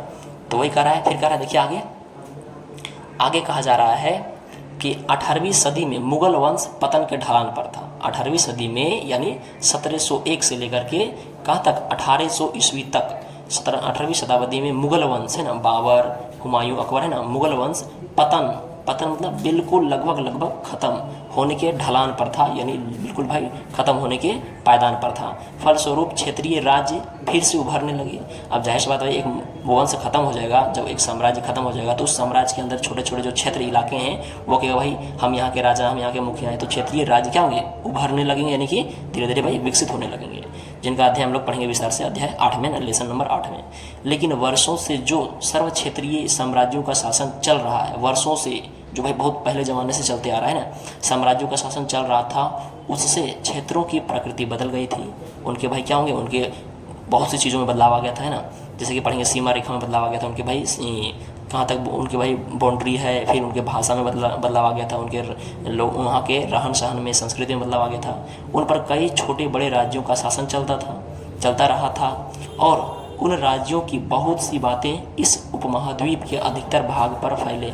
इन क्षेत्रों को विरासत में मिली थी। करा उससे क्षेत्रों की प्रकृति बदल गई। जैसे कि हम बोलेंगे भाई अंग्रेजों ने भारत पर आए, और अंग्रेजों में क्या हुआ भाई, अंग्रेजों ने भारत आया और भारत की प्रकृति को बदल दिए, यहाँ के रहन सहन खान पान तौर तरीके बिल्कुल बदल दिए ना, बदल गया था। अरे उन पर कई छोटे छोटे राज्यों का शासन चलता रहा था, भारत पर बहुत से छोटे छोटे राज्यों का शासन चलता रहा था, और उन राज्यों की बहुत सी बातें इस उपमहाद्वीप के अधिकतर भाग पर पहले इन क्षेत्रों को विरासत में मिली थी। अब जैसे बोलेंगे भाई यहाँ पर जो है हिंदी भाषा, तो यहाँ की स्थानीय भाषा है, मातृभाषा है, तो ये सब विरासत में मिली थी। कह रहा है इस तथ्य का पता हमें, संस्कृत भी उसी प्रकार, उर्दू है ना, ये सब फिर बाद में आए थे ये सब भाषाएं। कह रहा है हमें उन कई परंपराओं से लगता है जो इन क्षेत्रों में उभरी थी। इन परंपराओं में कुछ एक दूसरी से भिन्न है, एक दूसरे से अलग हैं, जो कि सही बात है। कह रहा है और कुछ एक समान है और कुछ चीज़ें जो है बिल्कुल एक जैसी समान है। ऐसी परंपराएं हमें प्रशासन, अर्थव्यवस्था के प्रबंधन, भाई बिल्कुल भाई उसके संबंध मतलब रख रखाव है ना, उच्च संस्कृति तथा भाषा के संदर्भ में मिलती है। तो अलग अलग इलाकों की भाषाएं में क्या होगी भाई, भिन्नता तो होगी ही जरूर, जाहिर सी बात है ना। कह रहा है संदर्भ में मिलती है, उसके भाई विषय में मिलती है। सन 700 से 1750 के बीच, यानी 1000 का जो इतना लंबा गैप है, 1000 वर्षों में इन विभिन्न क्षेत्रों की प्रकृति एक दूसरे से कटकर अलग अलग नहीं पनपी थी, बल्कि भाई धीरे धीरे इसमें बदलाव होते गए थे ना। हालांकि उनके चरित्र, रहन सहन, चाल चलन है, उनके भाई बोल सकते हैं प्रकृति की अपनी विशिष्टताएं मतलब भाई उनकी खासियत बनी रही थी, मगर समन्वय की सर्वक्षेत्रीय ताकतों का प्रभाव भी उन पर पड़ा था। जैसे बोलेंगे भाई अंग्रेज अब भारत पर आए तो यहाँ पर तो उनकी जाहिर सी बात भाई समन्वय की सर्वक्षेत्रीय ताकत का प्रभाव तो बना रहा था, लेकिन लंबे समय तक नहीं। फिर बदलाव आए थे, है ना। फिर अंग्रेज क्या किए, एक समय में पूरे भारत पर कब्जा कर लिए थे और फिर लास्ट में अंग्रेजों को यहाँ से पूरे बिस्तर समेट कर जाना भी पड़ा था। तो ये क्या है, ये बदलाव है ना। फिर कह रहा है पुराने और नए धर्म। अब अगले टॉपिक की ओर चलते हैं, पुराने और नए धर्म। इसमें क्या कह रहा है भाई, पुराने धर्म में किस तरह के रहन सहन थे। पुराने धर्म में जैसे कि बोलेंगे हिंदू धर्म, तो हिंदू धर्म में बहुत से ऐसे रीति रिवाज थे जो कि आज आपको नहीं देखने को मिलता होगा। जैसे कि सती प्रथा हो गया है, फिर हो गया भाई ये बाल विवाह हो गया, अभी तो लगभग खत्म हो गया है। फिर हो गया है पर्दा प्रथा हो गया, महिलाओं को घर के अंदर ही रखे जाते थे। तो बहुत से ऐसे रीति रिवाज थे पुराने धर्मों में, रूढ़िवादी लोग, यानी कि बिल्कुल ऐसे कहेंगे रूढ़िवादियों का देन था। लेकिन अभी क्या है, अभी ये सब आपको नहीं मिलते होंगे, क्योंकि ये क्या, ये बदलाव का दौर है ना। तो कह रहा इतिहास के जिन 1000 वर्षों की पड़ताल हम कर रहे हैं इनके दौरान धार्मिक परंपराओं में कई बड़े परिवर्तन आए हैं। पहले के लोग जो है किस तरह से पूजा पाठ करते थे, और अभी क्या है, अभी बदलाव हो गया है पूजा पाठ के, है ना। अब पहले के लोग किस तरह से यज्ञ कर्म कांड करते थे, और अभी क्या, अभी इनमें बदलाव आ गए हैं। कह रहा है दैविक यानी देवी देवता ना, दैविक तत्व में लोगों की आस्था कभी कभी बिल्कुल ही वैयक्तिक स्तर पर होती थी, किसी खास व्यक्ति के स्तर पर, जैसे राजा करवा रहा है भाई, है ना, यज्ञ करवा रहा है। मगर पहले के ज़माने में राजा लोग यज्ञ करवाते थे, है ना, ब्राह्मण पंडित लोग यज्ञ करवाते थे, और अभी जिनके पास है भाई पैसा है वो यज्ञ पूजा पाठ करवा सकते थे ना। लेकिन बात ये है कि भाई कि पहले के समय में बहुत से ऐसे रीति रिवाज थे जो कि अभी क्या है, अभी बदल चुके हैं, और लगभग पुराने रीति रिवाज अभी ख़त्म हो चुके हैं, नहीं के बराबर हैं क्या। जैसे कि देखिए इसमें हम लोग देखेंगे, मगर आम तौर पर इस आस्था का स्वरूप सामूहिक पहचान होता था। धर्म जाहिर सी बात है, आस्था का क्या है, स्वरूप का सामूहिक पहचान होता है। कारण किसी दैविक तत्व में सामूहिक आस्था यानी कि धर्म प्रायः स्थानीय समुदाय के सामाजिक और आर्थिक संगठन से संबंधित होती थी। कि भाई अब मान लेंगे जो आदिवासी लोग हैं, तो वहाँ का जो सामाजिक और जो आर्थिक समुदाय के लोग जो हैं, स्थानीय लोग, उसी से मिला जुला भाई वहाँ का धर्म भी होगा। अब बोलेंगे जो शहर के लोग हैं तो वो वहाँ पर पेड़ पौधे को क्यों पूजेंगे भाई, क्योंकि वहाँ का क्या है, स्थानीय समुदाय का सामाजिक और आर्थिक पहचान अलग है, तो वहाँ की क्या होगी भाई, वहाँ की जो धर्म होंगे वो भी अलग होंगे। तो कह रहा है इस तरह अलग अलग जो है स्थानीय समुदाय, सामाजिक और आर्थिक संगठन के आधार पर क्या होता था, धर्म और उनके भाई क्या होते थे, कर्मकांड होते थे। कह रहा है जैसे जैसे इन समुदायों का सामाजिक संसार बदलता गया, वैसे वैसे धर्म में भी परिवर्तन होता गया, है ना। कह रहा है बदलता गया, वैसे ही इनकी आस्थाओं में भी परिवर्तन आता गया। पहले लोग जो हैं वो, पहले के लोग जो हैं अलग अलग चीज़ों पर भाई ज़्यादा विश्वास करते थे, जादू टोना, है ना, कि भाई बहुत से अभी भी होता है। जैसे कि भाई बिल्ली जो है रास्ता पार कर दी है तो अब नहीं जाना है, उसके पार नहीं होना है, कुछ खतरा हो जाएगा। तो पहले भी लोग बहुत से आस्थाओं को भाई मानते थे, लेकिन अभी क्या हो रहा है, बदलाव हो रहे हैं कि नहीं, तो यही तो बदलाव है ना। कह रहा वैसे ही इन आस्थाओं में भी परिवर्तन आता गया। आज हम जिसे हिंदू कहते हैं, अब देखिए एक बदलाव आपको यहाँ पर विस्तार रूप से बताया जाएगा। क्या बताया गया है, आज हम जिसे हिंदू धर्म कहते हैं उसमें भी इसी युग में महत्वपूर्ण बदलाव आए हैं। महत्वपूर्ण बदलाव क्या है, इन परिवर्तनों में से कुछ थे नए देवी देवताओं की पूजा, राजाओं द्वारा मंदिरों का निर्माण, समाज में पुरोहितों यानी कि भाई जो ब्राह्मण पंडित पुजारी होते हैं, पुरोहितों के रूप में ब्राह्मणों का बढ़ता महत्व, तथा बढ़ती सत्ता, बढ़ता पावर उनका है ना, वर्चस्व। कि पहले के समय में कि भाई ब्राह्मण जो कह दिया है बस वो क्या हो गया भाई, वो बिल्कुल एकदम लकीर का बात हो गया, उसको भाई टाल नहीं सकते हैं, है ना। भाई जितना पहले ब्राह्मण यानी पुरोहित जो थे वो जितना कह दिए हैं, जितना कह दिए हैं उतना आपको करना है। तो ये सब क्या थे, पहले ये सब इनका बढ़ता महत्व था। लेकिन अभी क्या है, अभी इसमें बदलाव आ गए हैं। नए नए देवी देवताओं, पहले भाई क्या हुए थे, पहले बहुत से नए नए देवी देवताओं का प्रचलन हुआ था, और लोग अभी भी भाई मानते हैं नए नए धर्मों का। लेकिन जो लोग जो विश्वास जिन पर है उन्हीं को मानते हैं, जिन पर नहीं है उनको धीरे धीरे क्या कर रहे हैं, धीरे धीरे छोड़ रहे हैं, कर रहे हैं। जैसे राजाओं द्वारा मंदिरों का निर्माण, क्या अभी जो है केवल राजा ही निर्माण करते हैं मंदिर का, भाई राजा तो अभी है भी नहीं। तो कहा भाई अमीर लोग, गरीब लोग और गांव के समाज के लोग जो हैं वो भी राजा क्या करते हैं, मंदिरों का निर्माण। यानी कि ये सब क्या बदलाव है, पहले के समय में केवल मंदिरों का निर्माण राजा करवाते थे ना, करा है। और पुरोहित यानी कि पुजारियों का बढ़ता महत्व। संस्कृत ग्रंथों के ज्ञान के कारण समाज में ब्राह्मणों का बड़ा आदर होता था। ब्राह्मणों को भाई बहुत ज़्यादा उनको मान सम्मान लोग करते थे। क्यों? क्योंकि संस्कृत ग्रंथों का ज्ञान होने के कारण। करा है उन अभी भी होता है ना। इनके संरक्षक थे, किनके संरक्षक? तो ब्राह्मणों के संरक्षक थे कौन कौन? नए नए शासक जो स्वयं प्रतिष्ठा की चाह में थे, जो स्वयं भाई अपने मान मर्यादा की चाह में रहते थे, है ना। इन संरक्षकों का समर्थन करने वाले समर्थकों के संरक्षण होने के कारण समाज में इनका दबदबा और भी बढ़ गया था कि भाई अब राजा की ये क्या है, राजा के भाई संरक्षक हैं, मेहमान हैं, राजा के भाई ये क्या है, ये संरक्षण में है, तो इनको भाई कोई उंगली नहीं दिखाएगा ना। यानी कि बहुत सी इनको सुविधाएं संरक्षण के दौरान इनकी धीरे धीरे क्या हो गई, इनका धीरे धीरे वैल्यू बढ़ता गया, महत्व इनका बढ़ता गया और इनकी सत्ता जो है और बढ़ती गई ना, इनका धीरे धीरे प्रभाव समाज और बढ़ता गया। कहा इस युग में एक महत्वपूर्ण परिवर्तन भक्ति की अवधारणा के रूप में आया है। भक्ति मतलब जो भाई पूजा पाठ करते हैं ना, भक्ति के रूप में आया है। इसमें ईश्वर मतलब भगवान, ईश्वर की कल्पना एक ऐसे प्रमेल इष्ट देवी देवता, प्रमेल मतलब भाई छोड़िए, प्रेमल, प्रेम मतलब जो प्रेम करते हैं ना, जो भाई जैसे कि आप राधा कृष्ण के बारे में जानते होंगे, तो ये क्या है, ये प्रेमल इष्ट देवी देवता हैं। तो कह रहा भाई यानी प्रेमी देवी देवता है ना, कह रहा है प्रेमल इष्ट देवी देवता के रूप में की गई थी, जिस तक पुजारियों के विशद कर्मकांड के बिना ही भक्त स्वयं पहुंच सके, उसको बोलते हैं भक्ति अवधारणा। कि भाई इसमें आपको कर्मकांड यज्ञ ये वो नहीं कराना पड़ेगा, बस आप सिर्फ भक्ति कीजिए, माला जपिए और बिना भाई विशाल कर्मकांड के यज्ञ बलि बिना ये वो करवाए आप आराम से अपनी जो है भाई क्या कर सकते हैं, अपने विचारों को, अपनी भावनाओं को ईश्वर तक पहुँचा सकते हैं ना। इसी को बोला गया क्या, प्रेमल इष्ट देवी देवता। कह रहा है इस विषय में और साथ ही दूसरी परंपराओं के बारे में आपको अध्याय 8 में जानकारी मिलेगी। अब भाई एक दौर था जब लोग जो हैं केवल भक्ति करते थे और यज्ञ बलि ये सब नहीं देते थे।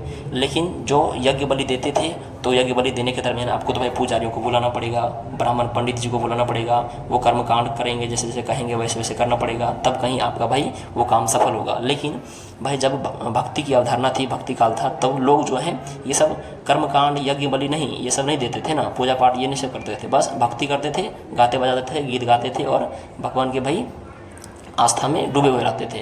तो बिना विशद कर्मकांड की ये सब होता था, है ना। लोग अपनी भगवानों को भाई याद करते थे, किसके जरिए, तो भक्ति गीत के माध्यम से ना।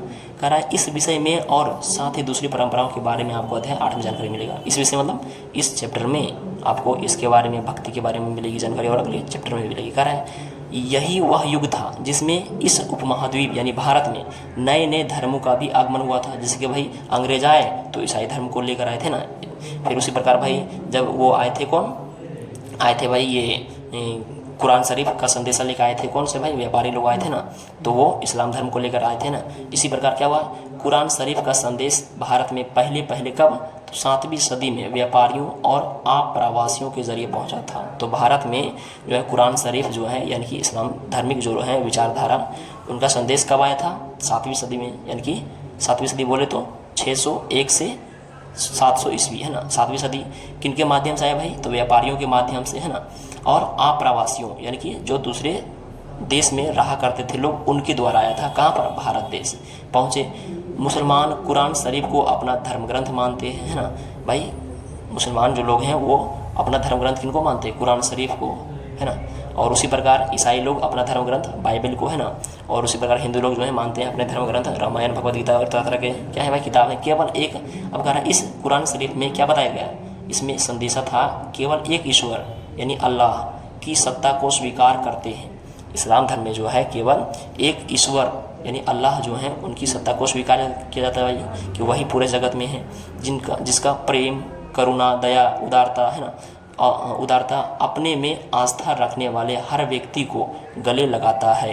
ये नहीं कि भाई अलग अलग देवी देवता, बस एक ही ईश्वर है और क्या है वही जो है वही पूरे संसार के क्या है भाई, जिस तरह हम लोग बोलते हैं पालन करता है, देख रेख करता है, उन्हीं के द्वारा संचालन हो रहा है, वही जो है वही उनमें ही प्रेम, करुणा, उदारता है और उन्हीं में हम लोगों को आस्था रखना है। ऐसा ये इनका मानना था कि इनका भाई, तो ये कुरान शरीफ में ये संदेशा मिला था। फिर कह रहा है चाहे उस व्यक्ति की सामाजिक पृष्ठभूमि कुछ भी रही हो, कैसा भी व्यक्ति हो कि चाहे वो गरीब हो अमीर हो, सबको इसके दरमियान उनको उदारता, करुणा, प्रेम ये सब भावनाएं मिलती थी और उन्हीं के आस्था में इनको रहना पड़ता था। कह रहा है कई शासक इस्लाम और इसके विद्वान है ना, कई शासक इस्लाम और इसके विद्वान अर्थशास्त्रियों को, न्याय शास्त्रियों यानी जिसको हम लोग क्या बोलते हैं उलेमा को संरक्षण देते थे।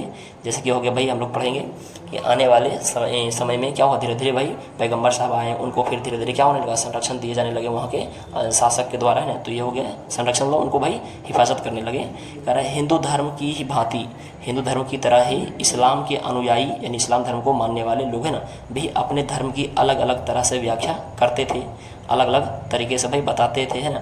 मुसलमानों में कुछ शिया थे, मुसलमानों में कुछ शिया थे जो पैगंबर साहब के दामाद, नाम क्या है भाई, अली है ना, अली साहब को मुसलमानों का विधि सम्मत नेता मानते थे है ना। तो मुसलमानों में एक है भाई, एक क्या है, एक समुदाय है, नाम क्या है, शिया है, जो कि किनको मानते थे, तो पैगंबर साहब के दामाद, नाम क्या है, अली है ना, इनको मानते थे, मुसलमानों का विधि सम्मत नेता मानते थे ना, लीडर मानते थे। और कुछ थे दूसरे समुदाय सुन्नी, जो किनको मानते थे, जो मानते थे भाई खलीफाओं के प्रभुत्व को स्वीकार करते थे ना। खलीफाओं यानी कि वही बोल सकते हैं भाई इस्लामिक उत्तराधिकारी है ना, ये पद हुआ करता था। तो खलीफाओं के प्रभुत्व को स्वीकार करते थे यानी कि इस्लामिक उत्तराधिकारी है ना। इस्लाम के आरंभिक दौर, इस्लाम के शुरुआती दौर है ना, शुरुआती समय में इस धर्म का नेतृत्व करने वाले खलीफा कहलाते थे। तो इस्लाम की शुरुआत में, इस्लाम के आरंभिक दौर में जो इस धर्म का नेतृत्व करते थे, देख रेख करते थे, प्रचार प्रसार करते थे, फैलाते थे, उन्हीं को बोला गया क्या, खलीफा है ना, कहलाए, खलीफा कहलाते थे। फिर आगे कह रहा है और आगे भी इनकी परंपरा चलते रही। इस्लामी न्याय सिद्धांत विशेषकर भारत में हनफी और सफ़ी, ये क्या है भाई, इस्लामिक सिद्धांत है ना, न्याय सिद्धांत है कि विभिन्न परंपराओं में भी कई महत्वपूर्ण अंतर रहे हैं। ऐसे ही धर्म सिद्धांतों तथा रहस्यवादी विचारों को लेकर विभिन्नताएं देखने को मिलती। तो ये क्या है भाई, ये बदलाव है, विभिन्नताएं हैं और यही बदलाव क्या हो रहा है, धीरे धीरे भाई इस बदलाव में संशोधन भी हो रहे हैं। तो कह रहा भाई ये बदलाव में क्या था भाई, भिन्नता यानी कि अंतर देखने को मिलती है। कह रहा है समय और इतिहास के कालखंडों पर विचार कि भाई समय को जो है कैसे बांटा गया, कि भाई ये जो आधुनिक युग है, फिर मध्य युग है, फिर प्राचीन युग है, कैसे बांटा गया इसको है ना, कालखंडों पर विचार करते हैं भाई। कह रहा है इतिहासकार समय को केवल घड़ी या कैलेंडर की तरह नहीं देखते, यानी कि केवल घंटों, दिन या वर्षों के बीतने के रूप में ही नहीं देखते हैं। उनका नज़रिया यह है कि समय सामाजिक और आर्थिक संगठन में आने वाले परिवर्तनों को झलकाता है, यानी भाई उनमें आने वाले बदलावों को दिखाता है ना। यह दिखलाता है कि विचारों और विश्वासों में कितना अस्थायित्व है, कितना उसमें भाई ठहरावपन है ना, और कितना परिवर्तन आया है और उसमें कितना भाई बदलाव आया है। यदि अतीत को समान विशेषता रखने वाले कुछ बड़े बड़े हिस्सों, जैसे कि भाई अतीत को समान विशेषताओं में रखने वाले भाई कुछ बड़े बड़े हिस्से हैं, जैसे कि युग हो गया है ना, काल हो गया, इसमें बांट देते थे किसको, अतीत को है ना, युग में बांट देते थे। जैसे कि भाई प्राचीन युग हो गया है, मध्यकालीन युग हो गया है और आधुनिक युग हो गया है ना, उसमें बांट देते थे।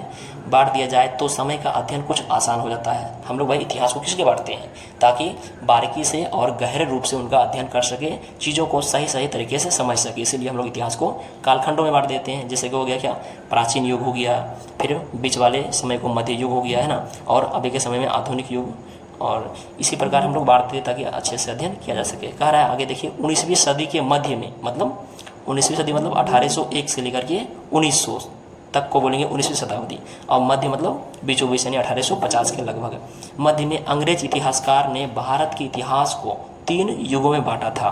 एक है अंग्रेज इतिहासकार जिन्होंने भारत के इतिहास को कितने युगों में बांटा भाई, कितने युग मतलब कितने कालखंड में, 3 कालखंड में, और कालखंड का नाम क्या है, हिंदू, मुस्लिम और ब्रिटिश, ये 3 कालखंडों में बांट दिया था। तो हम सवाल करेंगे भाई कि 19वीं सदी के मध्य में अंग्रेज इतिहासकार ने भारत के विभाजन को कितने युगों में बांटा, 3 युगों में। कौन कौन से युग है भाई, नाम हिंदू, मुस्लिम और ब्रिटिश है ना। इन 3 कालखंडों में युगों में बांट दिया। यह विभाजन जो है इस विचार पर आधारित था। यह विभाजन जो है वो किस विचार पर था भाई? देखिए, इस विचार पर आधारित था कि शासकों का धर्म ही एकमात्र महत्वपूर्ण ऐतिहासिक परिवर्तन होता है। कि भाई शासक का जो है वो एक महत्वपूर्ण ऐतिहासिक परिवर्तन क्या है? उसका धर्म है ना। और अर्थव्यवस्था, समाज और संस्कृति में और भी कोई भी महत्वपूर्ण बदलाव नहीं आता है। कह रहा है ये सब जो अर्थव्यवस्था है, समाज है, संस्कृति में, ये सब में उतना खास महत्वपूर्ण बदलाव नहीं आते हैं, लेकिन ये जो धर्म है ये क्या है? महत्वपूर्ण ऐतिहासिक परिवर्तन होते थे उस जमाने के शासकों के। कह रहा इस दृष्टिकोण में इस उपमहाद्वीप की अपार विविधताएं भी उपेक्षा हो जाती थी, यानी कि हम लोग कह सकते हैं भाई नज़रअंदाज, है ना, हो जाती थी। इस काल विभाजन को आज बहुत कम इतिहासकार ही स्वीकार करते हैं। अब जाहिर सी बात है, किसी भी समय को, किसी भी इतिहास को भाई हिंदू, मुस्लिम, सिख, ईसाई समय बांट देने से लोग जो हैं इतिहासकार वो बहुत कम ही उनको आंकेंगे, बहुत कम ही देखेंगे, क्या करेंगे? उपेक्षा करेंगे ना, नज़रअंदाज करेंगे। चूँकि इनसे जो है उस समय के सिर्फ धर्म के बारे में पता चलेगा सही से, उनकी सामाजिक स्थिति, आर्थिक स्थिति और सांस्कृतिक स्थिति के बारे में बहुत कम पता चलेगा, सिर्फ धर्म के बारे में ना। फिर वहाँ के राजनीतिक व्यवस्था के बारे में बहुत कम पता चलेगा। तो इसीलिए आजकल के इतिहासकार जो हैं वो हिंदू, मुस्लिम और ब्रिटिश जो 3 कालखंड में बांटा गया, इनको बहुत कम ही इतिहासकार लोग मानते हैं। अधिकतर इतिहासकार आर्थिक तथा सामाजिक कारकों के आधार पर ही अतीत के विभिन्न कालखंडों की विशेषताएं तय करते हैं।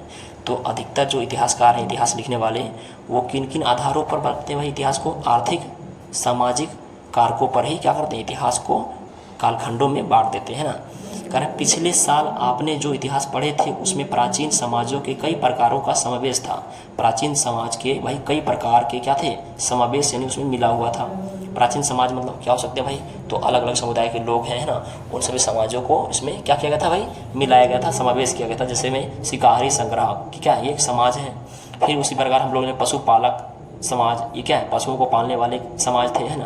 तो इन सभी समाजों को समावेश किया गया था, पिछले अध्याय में हम लोग पढ़ चुके थे।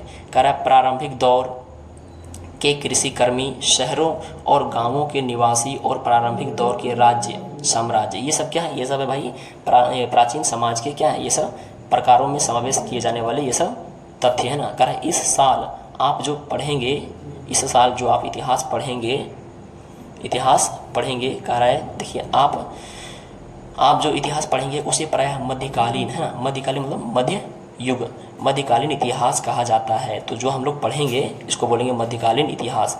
इसमें आपको कृषक समाज के विस्तार, क्षेत्रीय और साम्राज्यिक राज्यों के उदय, क्षेत्र के जो हैं साम्राज्यिक उदय, राज्यों के उदय के बारे में पढ़ेंगे। यहाँ के किसान समाजों के बारे में पढ़ेंगे, है ना।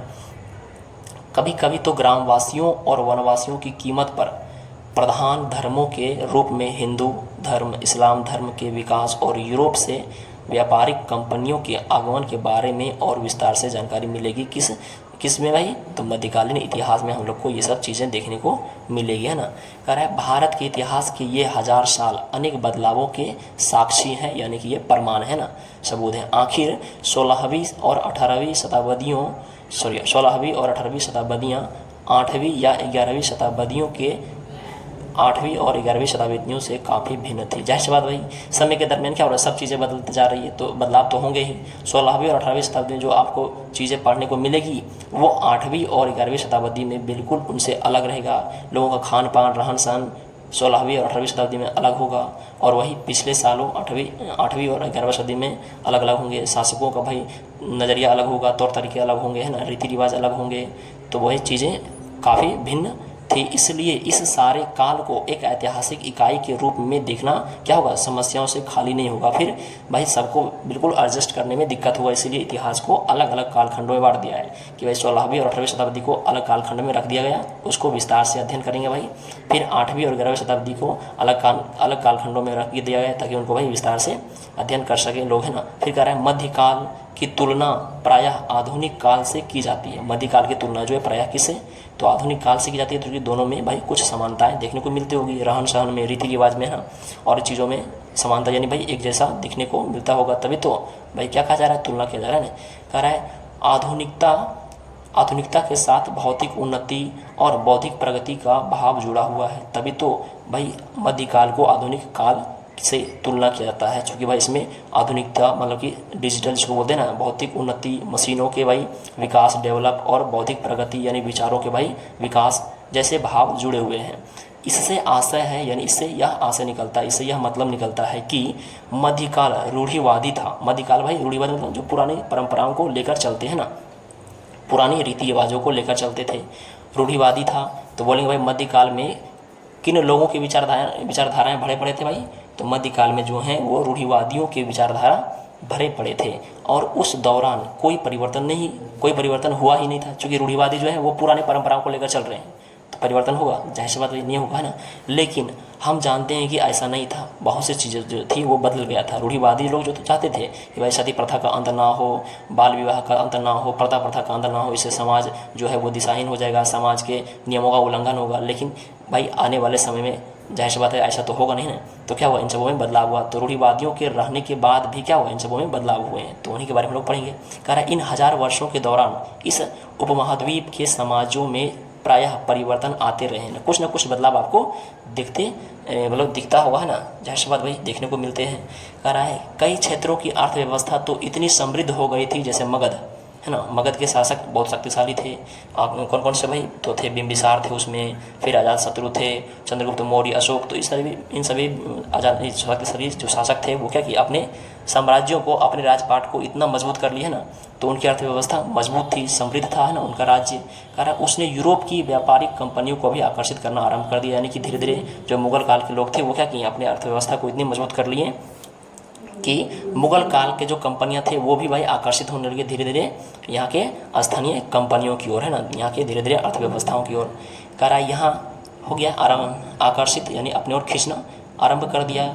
इस पुस्तक को पढ़ते समय आप परिवर्तन, इस पुस्तक को पढ़ते समय, है ना, इस पुस्तक को पढ़ते समय आप परिवर्तन के चिन्हों तथा यहाँ सक्रिय ऐतिहासिक प्रक्रियाओं पर ध्यान देते चले कि भाई यहाँ पर जो है कौन कौन से परिवर्तन हुए, सक्रिय ऐतिहासिक प्रक्रियाओं पर ध्यान देते चले कि भाई कौन कौन सी ऐतिहासिक प्रक्रिया में बदलाव आया है ना, सक्रिय मतलब एक्टिव, है ना, तो कौन कौन से भाई बदलाव दिखे हैं उन पर भी ध्यान देते चलना है।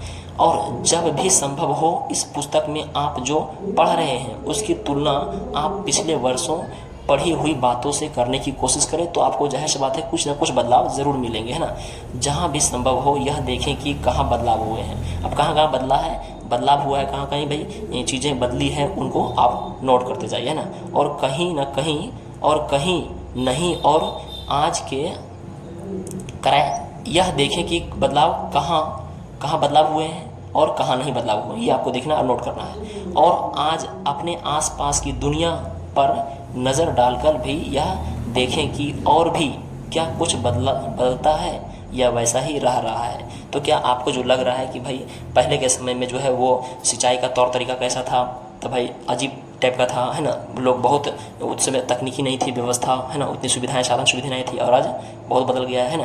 तो ये सब क्या है, ये सब बदलाव है। उसी प्रकार बहुत सी चीज़ों में बदलाव आपको देखने को मिल सकता है। तो इन सभी बदलावों को क्या करना है, आपको नोट करना है, फिर ध्यान देना है कि भाई ये बदलाव हुए हैं, और फिर देखना है कौन कौन से बदलाव नहीं हुए हैं, तो इन सभी चीज़ों पर ध्यान देना है। तो उम्मीद करते हैं कि ये चैप्टर जो है आपको समझ में आई होगी, है ना, अच्छे से, और आपको इसमें जितनी भी चीज़ें बताई गई है आपको अच्छे से नोट कर लेना है। और इनका हम लोग सवाल जवाब जो है, इस चैप्टर का सवाल जवाब हम लोग अगले वीडियो में करेंगे। और